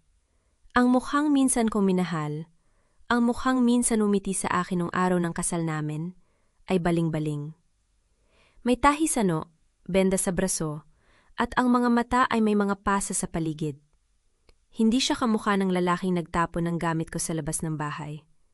Hindi siya kamukha ng lalaking nagsabing, ako ang lalaki sa relasyon natin. Kamukha niya ang isang taong bugbog, isang taong talo. Nang makita niya ako, sinubukan niyang umiti. Ang resulta ay isang pilit na pagniiwi, masakit. Maris, ang boses niya ay mahina, garalgal. Salamat sa pagpunta. Hindi ko akalaing darating ka. Tumayo ako sa may pintuan, hindi lumalapit. Bakit mo ako pinatawag? Tumawa siya, isang maikli, mapait na tawa. Gusto kong makita ka, bago, huminto siya, bago mawala ang lahat. Wala nang mawawala sa akin, sabi ko. Kinuha mo na lahat nung araw na yon. Ang mga mata niya ay pumikit. Nang imulat niya muli, may basa sa mga ito. Alam kong hindi mo ako patatawarin, sabi niya. Ang boses ay nanginginig. Pero kailangan kong sabihin ang totoo. Bago mawala. Hindi ako kumibo. Hinintay ko siya. Alam mo ba kung bakit ako naging ganito? Tanong niya. Ang mga mata ay nakatitig sa kisame. Alam mo ba kung bakit ako naghanap ng iba? Bakit ako naging ganito kasama? Sabihin mo sa akin. Napabuntong hininga siya. Ang tunog ay parang hangin na lumalabas sa lubo, mahina, unti-unti. Dahil takot ako sa'yo, bulong niya. Takot ako kasi alam kong hindi kita kayang pantayan. Nanigas ako. Alam kong mas matalino ka, patuloy niya, ang boses ay paos. Alam kong mas mayaman ka, kahit na hindi ko alam kung gaano kayaman. Alam kong mas magaling ka sa lahat ng bagay at ako ay si Dario. Ang lalaking walang pinag-aralan, ang lalaking walang kaya, ang lalaking kailangang umasa sa asawa niya para magkaroon ng trabaho. Huminto siya, huminga ng malalim. Kaya ginawa kong lahat para patunayan na kaya kong maging lalaki. Naghanap ako ng babaeng titingin sa akin na parang ako ang pinakamahalagang tao sa mundo. Naghanap ako ng babaeng hindi ko kailangang katakutan. At nang makita ko si Selena, nang makita ko kung paano niya ako tingnan, parang ako ang hari ng mundo. Pero lalo lang akong naging tanga, sabi niya. Ang boses ay napupuno ng pait. Lalo lang akong naging duwag. Sa halip na maging karapat-dapat sa'yo, ginawa ko ang lahat para sirain ka. Sa halip na yakapin ang katotohanan na mas magaling ka, itinago ko ito sa pamamagitan ng pananakit sa'yo. Tumigil siya. Ang katahimikan ay mahaba, mabigat. Sorry, Maris, bulong niya. Ang mga luha ay umaagos sa kanyang pisingi. Sorry sa lahat. Sorry sa pagpapanggap. Sorry sa pananakit sa'yo. Sorry sa pagiging duwag. Tiningnan ko siya. Ang lalaking ito, ang lalaking minsan kong minahal ng buong puso, ay nakahiga sa harapan ko, sira, bugbog at umiiyak. Hindi ko na siya nakikitang kaawa-awa. Hindi ko na siya nakikitang kalaban. Nakikita ko lang siyang tao. Isang taong naligaw. Isang taong sumira sa sarili niya dahil hindi niya matanggap ang katotohanan. Hindi kita kayang patawarin na yon, sabi ko. Ang boses ay mahina, ngunit matatag. Hindi pa. Masyado pang maaga. Masyado pang sariwa ang sakit. Tumango siya. Ang mga mata ay nakapikit. Alam ko, hindi ko inaasahan na patatawarin mo ako. Pero hindi na rin kita kayang kamuhian, patuloy ko. Dati, galit na galit ako sa'yo. Dati, gusto kong masira ka. Pero ngayon nakikita ko kung gaano kakaliit. Nakikita ko kung gaano kakalungkot. At hindi ko kayang kamuhian ng isang taong ganon. Tumayo ako, handa nang umalis. Hindi ko na kaya pang manatili sa silid na ito. Sa presensya ng lalaking ito. Sa bigat ng lahat ng nangyari. Pero bago ako makarating sa pintuan, narinig ko ang boses niya. Mahina. Nagmamakaawa. Mares, mag-ingat ka kay Selena! Tumigil ako. Hindi ako lumingon. Hindi siya yung inaakala mong siya ang dahilan kung bakit ako napunta sa ganito. Sabi niya. Ang boses ay puno ng takot. Siya ang nagplano ng lahat. Ang pagpapanggap na buntis. Ang pagpapalaya sa'yo. Ang lahat ng ito. Siya ang nag-utos. Vinamit niya ako. Ginamit niya ang kahinaan ko para gawin ang mga bagay na hindi ko dapat ginawa. Nanatili akong nakatayo. Ang kamay ay nasa doorknob. Hindi ako lumingon. Hindi ako sumagot. Binuksan ko ang pinto at lumabas. Sa hallway, nakatayo pa rin si Doña Pilar. Ang mga mata ay nakatitig sa akin. May tanong sa kanyang mga mata. Isang tanong na hindi niya kayang itanong. Hindi ko siya pinansin. Naglakad ako palayo. Ang mga hakbang ay matatag, ang likod ay tuwid. Hindi ako magpapakita ng kahinaan. Hindi dito, hindi sa harap ng mga taong ito. Nang makalabas ako ng ospital, sinalubong ako ng malamig na hangin ng gabi. Ang mga ilaw ng lungsod ay kumikislap sa di kalayuan. Ang mga sasakyan ay dumadaan. Ang mundo ay patuloy na umiikot kahit na ang lahat ng ito ay nangyayari. Tumunog ang aking cellphone. Si Ate Santos. Ma'am? Ang boses niya ay seryoso, nagmamadali. Ang balita po, si Selena, nawawala po siya. Hindi siya nagpakita sa istasyon kaninang umaga. At may nahanap po kaming ebidensya mula sa bangko, mula sa mga dokumento, na siya ang nag-utos na patayin si Mr. Tan, hindi po si Dario. Tumigil ako. Ang mundo ay tila huminto sa pag-ikot. Siya ang nag-utos? Ulit ko, ang boses ay halos hindi marinig. Opo ma'am, may mga bank transfer po na natunto namin, may mga mensahe, may mga recording na nagpapatunay na si Selena ang nagbayad para sa pagsabotahe ng sasakyan ni Mr. Tan. Si Dario ay ginamit bilang saksi, bilang takip. Napikit ako. Ang lahat ng ito ay unti-unting nabubuo. Ang lahat ng kasinungalingan, lahat ng pagtataksil, lahat ng sakit, lahat ito ay may isang pinagmulan. Hindi si Dario, si Selena. At ngayon, nawawala siya. Hanapin niya siya, sabi ko, ang boses ay matatag. Hanapin niya siya bago pa siya tuluyang mawala. Ang gabi ay tahimik nang tumunog ang telepono ko. Si Ate Santos na may kasamang boses ng pag-aalala at pagmamadali. Ma'am, natuntun na po namin si Selena.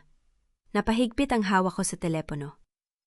Ilang araw na naming hinahanap ang babaeng nagwasak sa lahat. Ang babaeng nagplano ng lahat. At ngayon, nandito na ang sagot. Saan siya? Sa lumang bahay po ma'am, sa biyerteng bahay. Hindi po niya alam na naripossess na natin ito. Nandun pa rin siya. Nagtatago. Tumigil ako. Ang biyerteng bahay. Ang bahay na minsan kong tinawag na tahanan. Ang bahay na pinagtayuan ng lahat ng pangarap ko. At ang bahay kung saan ako pinalayas. Ma'am, wag po kayong pumunta dyan mag-isa. Mabilis na sabi ni Ate Santos. May mga pulis na po tayong naka-standby. Hayaan niyo na silang humawak nito. Ramon, sabi ko. Ang boses ay kalmado. Kailangan kong harapin siya. Na yun na.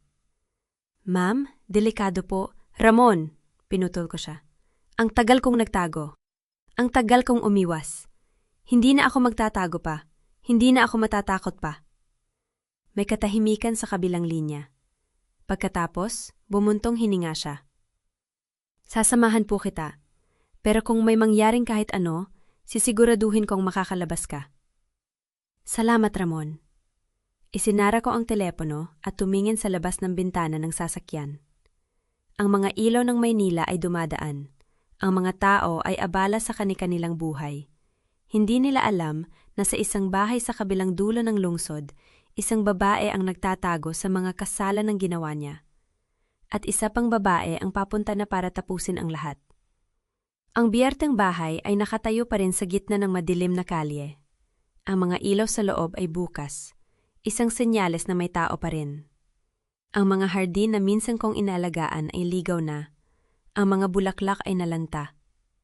Ang mga bintana na minsang nagsisilbing saksi sa mga tawanan at pangarap namin ni Dario ay madilim na ngayon. Tumigil ang sasakyan sa harap ng gate. Bumaba ako, ang mga sapatos ko ay tumatama sa semento na may tiyak na hakbang. Hindi ako nanginginig. Hindi ako natatakot.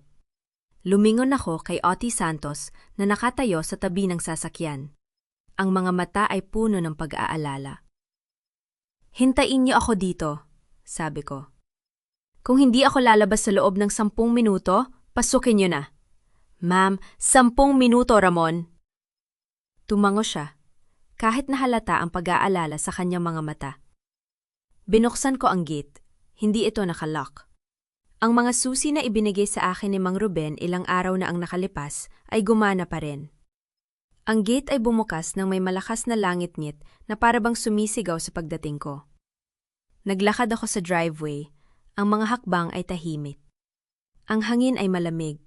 Ang gabi ay tahimik.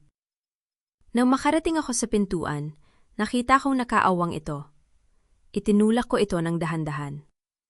At doon, sa gitna ng sala na minsan kong pinagpilian ng mga muebles, nakaupo si Selena. Nakaupo siya sa sofa, ang sofa na pinili ko nung ikasal kami ni Dario. Ang mga buhok niya ay gusot, ang mga mata ay may maitim na bilog sa ilalim.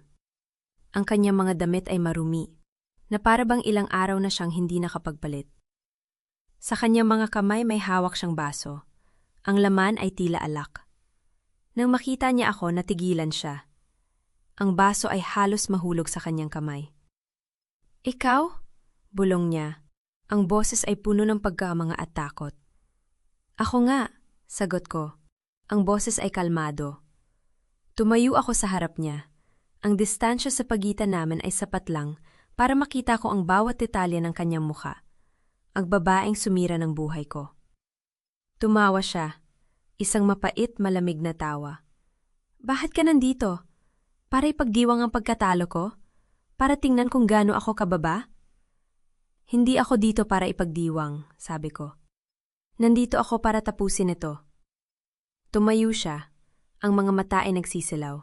Tapusin? Tapusin ang ano? Ang buhay ko? Ang mga plano mo? Alam mo ba kung gaano kita kinainggitan? Hindi ako sumagot. Hinayaan ko siyang magsalita. Yung tipong mayaman ka na, mabait ka pa, patuloy niya. Ang boses ay puno ng pait. Yung tipong lahat ng hawakan mo, nagiging ginto. Yung tipong kahit anong gawin mo, laging tama. Pero tanga ka rin pala. Nagpa-auto ka sa lalaking walang kwenta. Nagpa-auto ka sa lalaking hindi mo kayang panindigan. Ang mga salita niya ay parang kutsil. Yung matalim, mapanakit. Pero hindi ako kumibo. Hindi ako nagpatalo. Hindi ako nagpa-auto, sabi ko. Ang boses ay mahina, ngunit matatag. Nagmahal ako. May pagkakaiba yon. Tumawa siya muli. Ang tawa ay puno ng paghama. Pag-ibig? Pag-ibig? Maris, ang pag-ibig ay para sa mga tanga. Ang pag-ibig ay para sa mga taong naniniwala sa mga fairy tales. Ako? Ako ay hindi naniniwala sa mga iyon. Naniniwala ako sa realidad. Naniniwala ako sa kung ano ang makukuha ko. At ano ang nakuha mo? Tanong ko. Ang boses ay kalmado. Saan ka napunta? Nagtatago sa isang bahay na hindi mo pag-aari? Umiinom ng alak na hindi mo binili? Nakikipagtalo sa isang babaeng hindi mo kaibigan? Ang mga mata niya ay nagsilaw. Huwag mong akong tingnan ng ganyan. Huwag mo akong tingnan na parang ako ang basura. Ako? Ako ang dapat na nasa lugar mo. Ako ang dapat na mayaman. Ako ang dapat na nasa tuktok. Wala kang dapat, sabi ko. Ang boses ay matatag. Lahat ng meron ka ninakaw mo. Lahat ng ginawa mo kasalanan. At ngayon, haharapin mo ang mga iyon. Tumawa siya. Ngunit sa pagkakataong ito, ang tawa ay may halong takot. Wala kayong ebidensya. Wala kayong patunay. Hindi ninyo ako mahahawakan. Ebidensya? Ulit ko, ang boses ay kalmado. Kinuha ko ang telepono mula sa bulsa ko. Tingnan mo ito. Binuksan ko ang recording. Ang recording na nakuha namin mula sa bangko, mula sa mga dokumento, mula sa mga mensahe. Ang boses niya, malinaw, walang pag-aalinlangan, ay nagsasabi ng mga salitang pumatay ng isang tao. Oo, siya ang target. Siguraduhin niyo hindi siya makakalabas ng buhay. Ang mga mata ni Selena ay lumaki. Ang kulay ng kanyang muka ay namutla. Saan mo nakuha yan? Bulong niya, ang boses ay nanginginig. Mula sa lahat ng iniwan mong bakas, sagot ko. Mula sa lahat ng perang inilipat mo. Mula sa lahat ng mensaheng ipinadala mo. Mula sa lahat ng taong binayaran mo. Akala mo ba hindi ka makikita? Akala mo ba walang makakaalam? Umiling siya, ang mga kamay ay nanginginig. Hindi pwede. Sinigurado ko ang lahat. Hindi mo sinigurado ang lahat, sabi ko. Dahil kung sinigurado mo, hindi ka magtatago dito. Kung sinigurado mo, hindi ka matatakot na yon. Ang kanyang mga mata ay napuno ng luha. Ngunit hindi ko alam kung yun ba ay luha ng takot o luha ng galit. Alam mo ba kung gaano kahirap ang maging mahirap? Alam mo ba kung gaano kahirap ang laging nasa ilalim? Ako ay pagod na pagod na. Pagod na sa paghihintay. Pagod na sa pag-asa. Pagod na sa panunood sa mga taong tulad mo na mayroon ng lahat. Kaya ginawa mo ang lahat ng ito? Tanong ko, ang boses ay hindi nagbabago. Kaya pinatay mo si Mr. Tan? Kaya sinira mo ang buhay ko? Kaya ginamit mo si Dario? Ginamit ko siya? Siya ang gumamit sa akin! Sigaw niya. Ang boses ay puno ng galit. Siya ang lumapit sa akin. Siya ang nagsabi na sawa na siya sa'yo. Siya ang nagmakaawa sa akin na mahalin siya. Ako lang ang umintindi sa kanya. Ako lang ang nagbigay sa kanya ng atensyon na hinahanap niya. At pinatay mo ang isang tao para dito. Sabi ko, ang boses ay malamig. Pinatay mo ang isang inosenteng tao para sa pera, para sa kapangyarihan, para sa isang lalaking hindi ka naman talaga minahal. Tumigil siya. Ang mga salita ko ay tila tumama sa kanya. Minahal niya ako. Bulong niya, ang boses ay puno ng pag-aalinlangan. Minahal niya ako. Minahal ka niya? Ulit ko, ang boses ay puno ng pait. Kung minahal ka niya, bakit hindi siya nandito? Bakit ikaw ang nagtatago mag-isa? Bakit ikaw ang haharap sa mga kasalanan mo habang siya ay nasa ospital, ligtas, nagpapagaling? Ang mga mata niya ay napuno ng luha. Ang kanyang mga tuhod ay tila nanghina. Dahan-dahan siyang naupo sa sofa. Ang kanyang mga kamay ay nanginginig. Hindi niya ako minahal. Bulong niya. Ang boses ay puno ng sakit. Hindi niya ako minahal. Hindi? Sabi ko. Ang boses ay mahina ngunit malinaw. Hindi ka niya minahal. Ginamit ka niya, gaya ng paggamit niya sa akin. Ang pagkakaiba, ako ay nakalaya. Ikaw ay nasa ilalim na ngayon. Tumawa siya. Ngunit ang tawa ay puno ng pagkasira. Tama ka. Ako ay nasa ilalim. Ako ay sira. Ako ay wala. At ikaw ay nakatayo sa harap ko. Buo, malakas, mayaman, ikaw ang nanalo. Hindi ito tungkol sa panalo o pagkatalo, sabi ko. Ang boses ay kalmado. Itong lahat ay tungkol sa paggawa ng tama. At ngayon, haharapin mo ang mga kasalanan mo. Bago pa siya makasagot, narinig namin ang mga yabag. Mabilis, marami, papalapit. Ang mga pulis ay pumasok sa pintuan. Ang mga baril ay nakahanda, ang mga mata ay nakatutok kay Selena. Selena Ramos, ikaw ay nasa ilalim ng pag-aresto para sa pagpatay kay Mr. Tan at iba pang mga kaso ng pandaraya at pagnanakaw. Ang mga mata ni Selena ay lumaki. Tumayo siya. Ang mga kamay ay nakataas.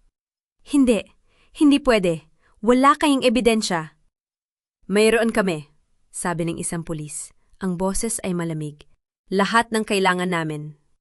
Habang nilalagyan nila siya ng posas, tumingin siya sa akin. Ang mga mata ay puno ng galit, takot at pait. Akala mo ba tapos na ito? Bulong niya. Ang boses ay puno ng pagbabanta. Akala mo ba mananalo ka? Hindi pa tapos ito, Maris. Hindi pa tapos. Tapos na, sabi ko. Ang boses ay mahinahon. Tapos na ang lahat. Hinila nila siya palayo. Ang kanyang mga sigaw ay unti-unting nawala habang papalapit sila sa pintuan. Ang kanyang mga huling salita ay puno ng galit. Ngunit hindi ko na sila pinakinggan. Tumayo ako sa gitna ng sala. Ang bahay na minsan kong tahanan ay tahimik na muli. Ang mga kortina ay marumi. Ang mga muebles ay puno ng alikabok. Ang mga kwadro sa dingding, ang mga larawan namin ni Dario, ay nakatumba. Ang mga salamin ay basag. Ang lahat ng ito, ang lahat ng sakit, ang lahat ng pagtataksil, ang lahat ng pagkasira ay nagsimula dito. At ngayon, natapos na rin dito. Tiningnan ko ang aking mga kamay. Ang singsing sa aking daliri, ang singsing na isinuot ko nung araw na nagpakasal kami ni Dario, ay kumikislap sa ilaw ng sala. Dahan-dahan kong inalis ito. Tiningnan ko ito, ang singsing na sumisimbolo sa mga pangako, sa mga pangarap, sa pag-ibig na minsan kong inakala na totoo. Ang singsing na naging saksi sa lahat ng sakit at pagtataksil. Hindi ako umiyak. Hindi ako nakaramdam ng galit, nakaramdam ako ng kapayapaan. Inilagay ko ang singsing sa mesa, ang mesa na pinagpilian namin ni Dario nung unang taon namin sa bahay na ito. Ang mesa na naging saksi sa mga hapunan, sa mga tawanan, sa mga pangarap. At tumalikod ako. Naglakad ako papalabas ng bahay, ang mga hakbang ay matatag. Ang hangin sa labas ay malamig, ang gabi ay tahimik. Nang makarating ako sa gate, tumigil ako. Lumingon ako. Isang huling tingin sa bahay na minsan kong tahanan. Salamat sa lahat ng aral. Bulong ko. Ang boses ay halos hindi marinig. Hindi na ako magtatago pa. Pinuksan ko ang gate at lumabas. Sa labas, nakatayo si Ate Santos. Ang mga mata ay puno ng pag-aalala. Nang makita niya ako, bumuntong hininga siya ng maluwag. Ma'am, okay ka ba? Tumanggo ako. Okay ako, Ramon. Sa unang pagkakataon sa mahabang panahon, okay na okay ako. Sumakay ako sa sasakyan. Ang pinto ay sumara ng may mahinang tunog. Tumingin ako sa labas ng bintana. Ang biyerteng bahay ay nakatayo pa rin, madilim, tahimik. Ramon, sabi ko, ang boses ay mahinahon. Ibenta mo ang bahay na ito. Lahat ng pera ipunta sa foundation. Tumango siya. Gagawin ko, ma'am. Tumingin ako sa unahan. Ang mga ilaw ng Maynila ay kumikislap sa di kalayuan. Ang daan ay mahaba, pero sa unang pagkakataon, alam kong nasa tamang direksyon ako. Ang gate ay sumara sa likod namin. Isang tunog na nagsasabing tapos na ang lahat. At nang umalis ang sasakyan, hindi ako lumingon. Hindi na ako lilingon pa. Isang taon na ang lumipas. Ang mundo ay patuloy na umiikot. May mga bagong umaga, mga bagong simula, mga bagong kwento. At ako, natutunan ko nang mabuhay muli. Nakaupo ako sa aking bagong opisina sa itaas na palapag ng Lilia Villanueva Foundation. Sa labas ng bintana, makikita ang skyline ng Maynila, mga gusaling itinayo ng aking mga kamay, mga pangarap na aking pinundar. Pero dito, sa silid na ito, hindi ako si Maris Villanueva na nagtatago ng korona. Dito, ako si Maris na natutong tumayo sa sariling liwanag. Sa aking mesa, nakatayo ang larawan ng aking ina. Nakangiti siya. Ang parehong ngiti na nakikita ko sa salamin tuwing umaga. Hinawakan ko ang frame, ang mga daliri ay marahan. Ma, bulong ko. Ginawa ko na ang sinabi mo. Hindi na ako nagpapasakop sa kahit kanino. Ang pinto ay bumukas at pumasok ang aking sekretarya na may dalang mga dokumento. Ma'am, may sulat po para sa inyo. Kinuha ko ito, binuksan ng marahan. Ang papel ay payak. Isang liya mula sa isang babae na ang pangalan ay hindi ko pa nababasa. Pero ang mga salita ay tumago sa puso ko. Mahal na Ma'am Maris, isang taon na ang nakalipas mula nang iniwan ako ng aking asawa. Iniwan niya ako at ang aming 2 anak para sa ibang babae. Wala akong trabaho, walang pera, walang alam sa mundo. Akala ko wala na akong pag-asa. Pero natagpuan ko ang inyong foundation. Tinulungan ninyo akong mag-aral, magtrabaho, at tumayo sa sarili kong mga paa.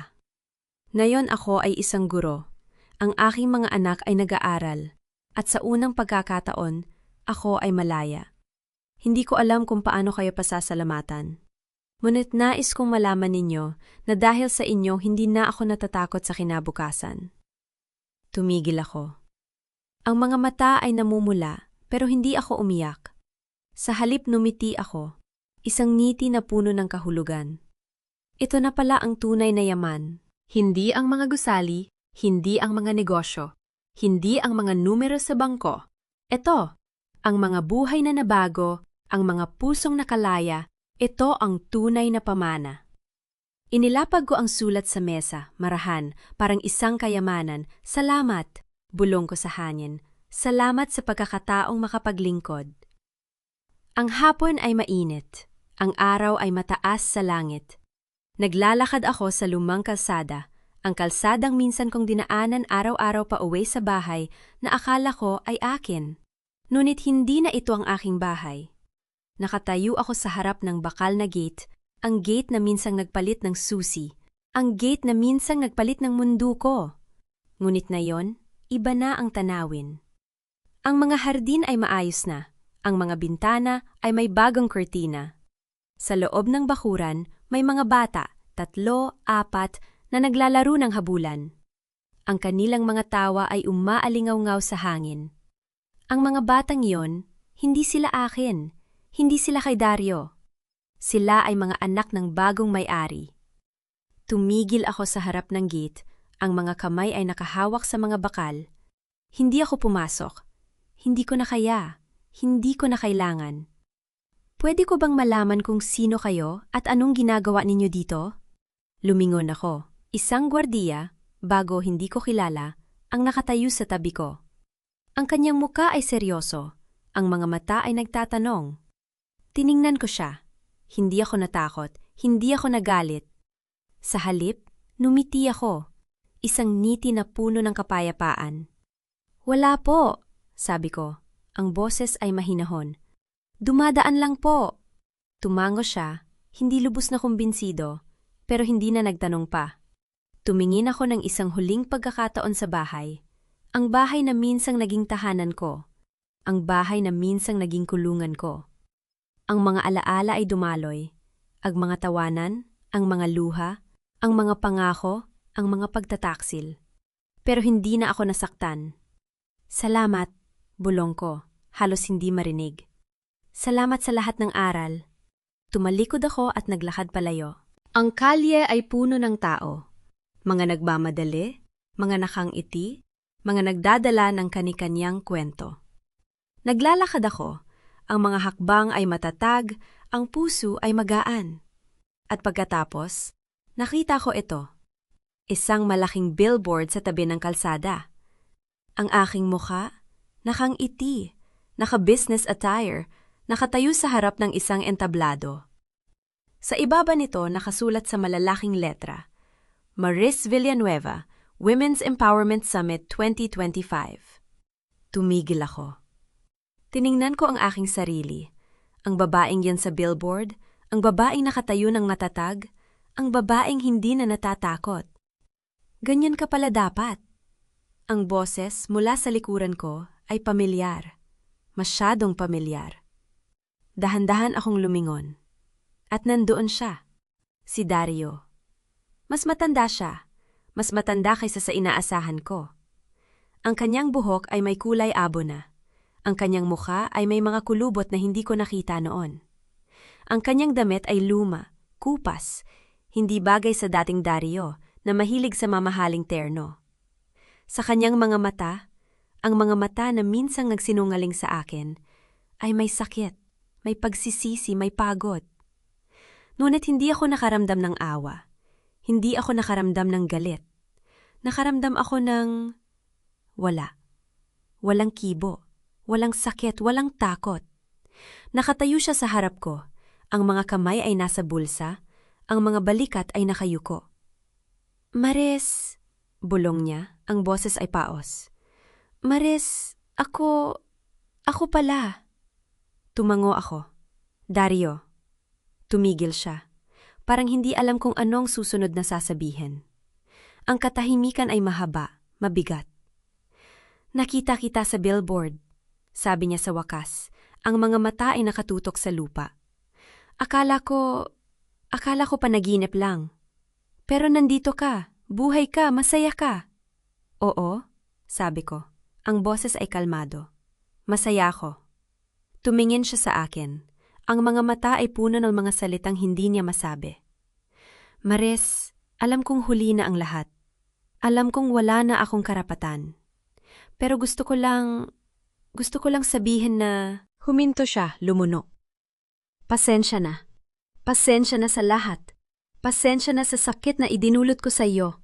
Pasensya na sa pagpapalayas ko sa iyo sa bahay na hindi ko naman talaga pag-aari. Pasensya na sa lahat na kasinungalingan, sa lahat ng pagtataksil. Pasensya na at hindi kita nakita. Hindi ko nakita kung gaano ka kahalaga, kung gaano ka kagaling. Tumigil siya. Ang kanyang mga mata ay namumula. Ganyan ka pala dapat. Ulit niya, ang boses ay basag. Dapat pala ganito ka na noon pa. Dapat pala hindi kita pinigilan. Dapat pala hindi kita pinagkait sa mundo. Pasensya na at iniligaw kita. Pasensya na at hindi kita nakasama sa pagtayo sa sarili mong mga paa. Pasensya na at hindi ako naging karapat-dapat sa'yo. Tiningnan ko siya. Ang lalaking minsang minahal ko. Ang lalaking minsang pinagkatiwalaan ko ng aking buong puso ay nakatayo na ngayon sa harap ko. Sira, dukha, nagsisisi. Pero wala akong naramdaman.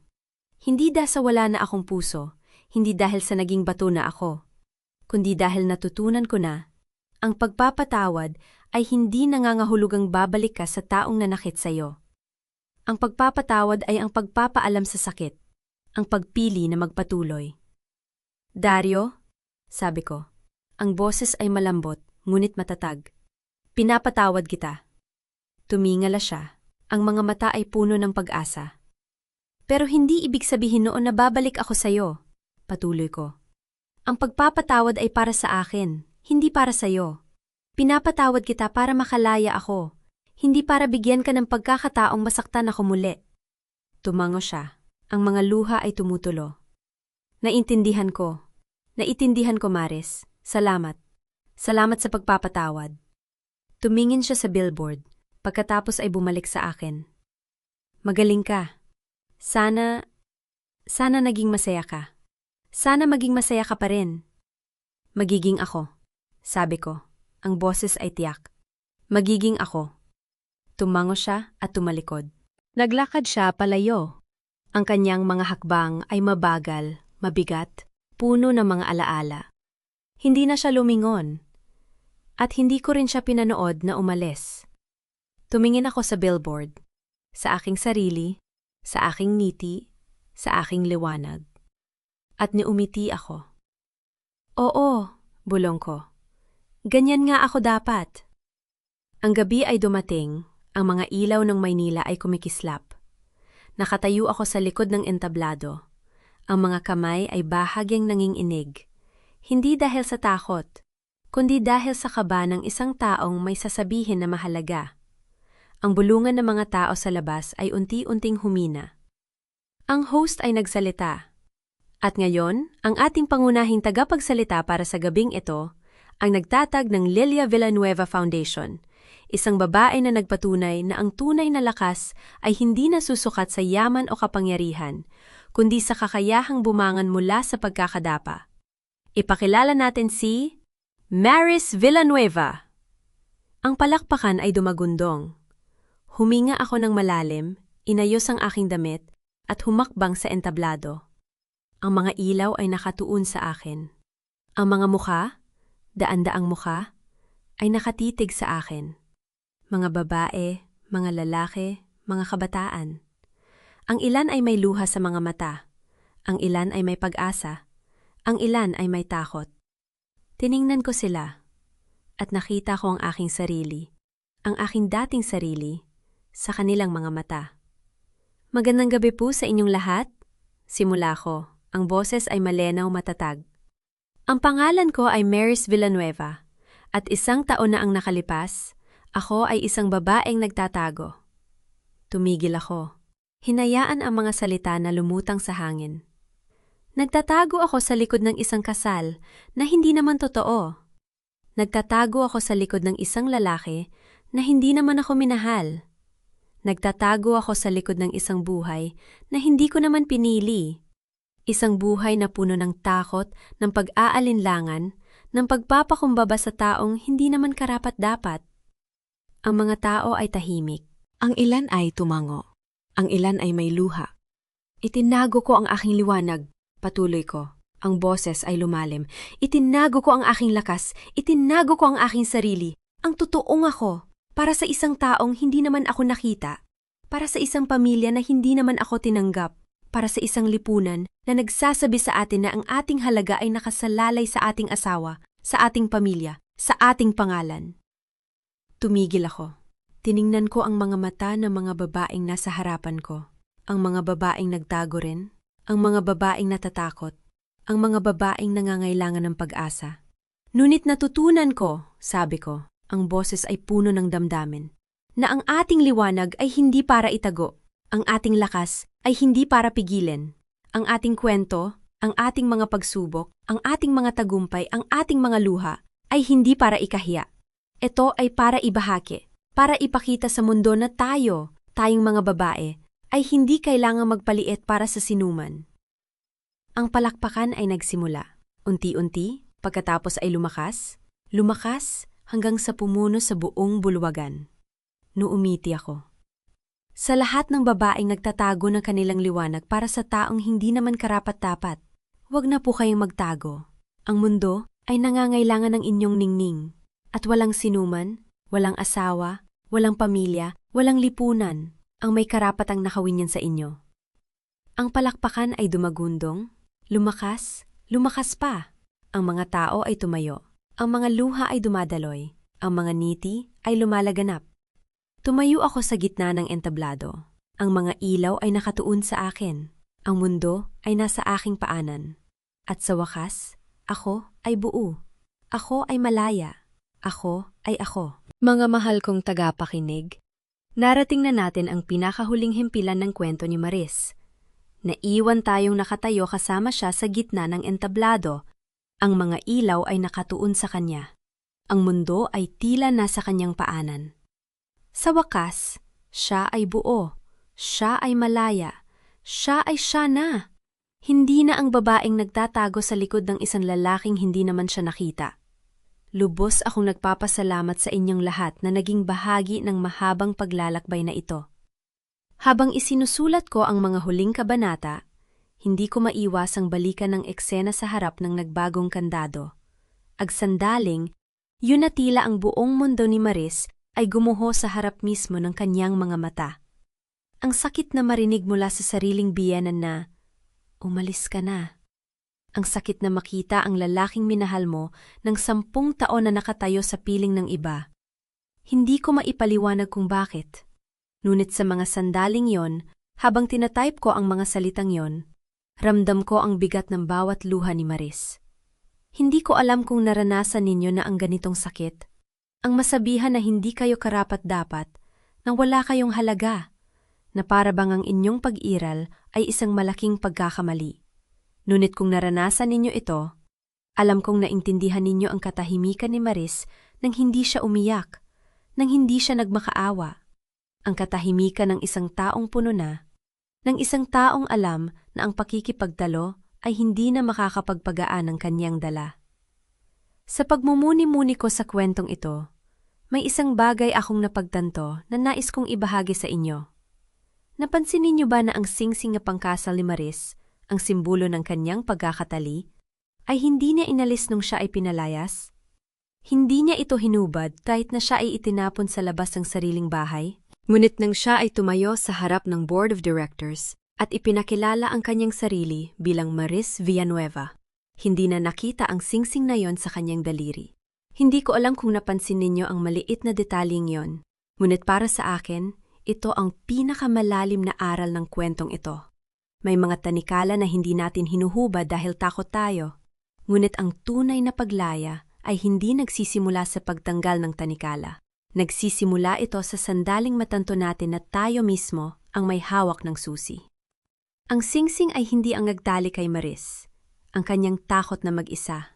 Ang kanyang takot na hindi tanggapin, ang kanyang takot na hindi sapat, yon ang totoong kadena. At sa sandaling napagtanto niya na siya mismo ang may-ari ng kanyang halaga, ang singsing ay natural na nalaglag.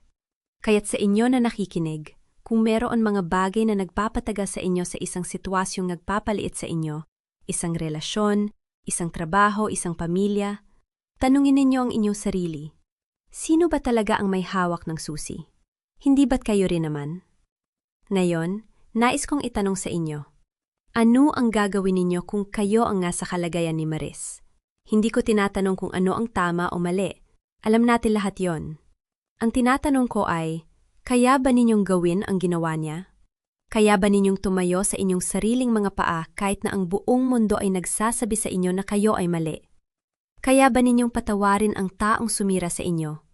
Hindi para sa kanya, kundi para sa inyong sariling kapayapaan?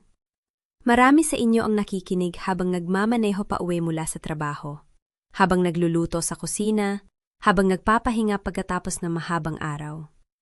Sa inyo na may mga kwentong katulad ni Maris, na nakarinig ng mga salitang hindi kasapat, na pinagkanulo na iniwan, nais kong malaman ninyo na hindi kayo nag-iisa. Ang kwentong ito ay isinulat para sa inyo. Kung naramdaman ninyo ang sakit ni Maris, kung naintindihan ninyo ang kanyang katahimikan, Mangyaring ibahagi ninyo ang inyong mga kwento sa comment section. Sabihin ninyo sa amin kung saan kaya nakikinig, ano ang inyong trabaho, ano ang inyong pinagdadaanan. Dito sa ating munting komunidad, mayroon tayong mga taong handang makinig, handang umunawa, handang sumuporta. At kung ang kwentong ito ay tumatak sa inyong puso, huwag kalimutang i-like at i-share ito sa mga taong maaaring nangangailangan ng paalala na ang kanilang liwanag ay hindi para itago. Sana ay dalhin ninyo sa inyong pagtulog ang aral ng kwentong ito, na ang inyong halaga ay hindi nakasalalay sa kung paano kayo tingnan ng iba, kundi sa kung paano ninyo nakikita ang inyong sarili. Sana ay maging matapang kayo na mamuhay ayon sa inyong sariling kwento, hindi sa kwentong isinulat ng iba para sa inyo. Hanggang sa muli nating pagkikita sa susunod na kwento, ingatan ninyo ang inyong mga puso at tandaan, kayo ang may-ari ng inyong sariling liwanag. Ang babaeng nagtago ng korona. Ang kwentong ito ay inspirasyon mula sa mga totoong buhay ng mga babaeng nakaranas ng katulad na pagsubok. Inaalay namin ito sa lahat ng nagtago ng kanilang halaga para sa mga taong hindi naman karapat-dapat, umaasang sila ay lumakas at magpatuloy sa paghahanap ng kanilang sariling kaligayahan. Paalala, ang lahat ng mga tauhan at pangyayari sa kwentong ito ay katang-isip lamang at hindi naglalayong manghusga o umatake sa sinuman. Ang kwentong ito ay likha para sa layuning pang-aliw at pagpapalaganap ng positibong mensahe. Ang produktong ito ay natatangi, maingat na binuo, inedit at sinuri, at ang karapatang-ari ay pagmamay-ari ng channel na ito. Mangyaring huwag i-re-upload.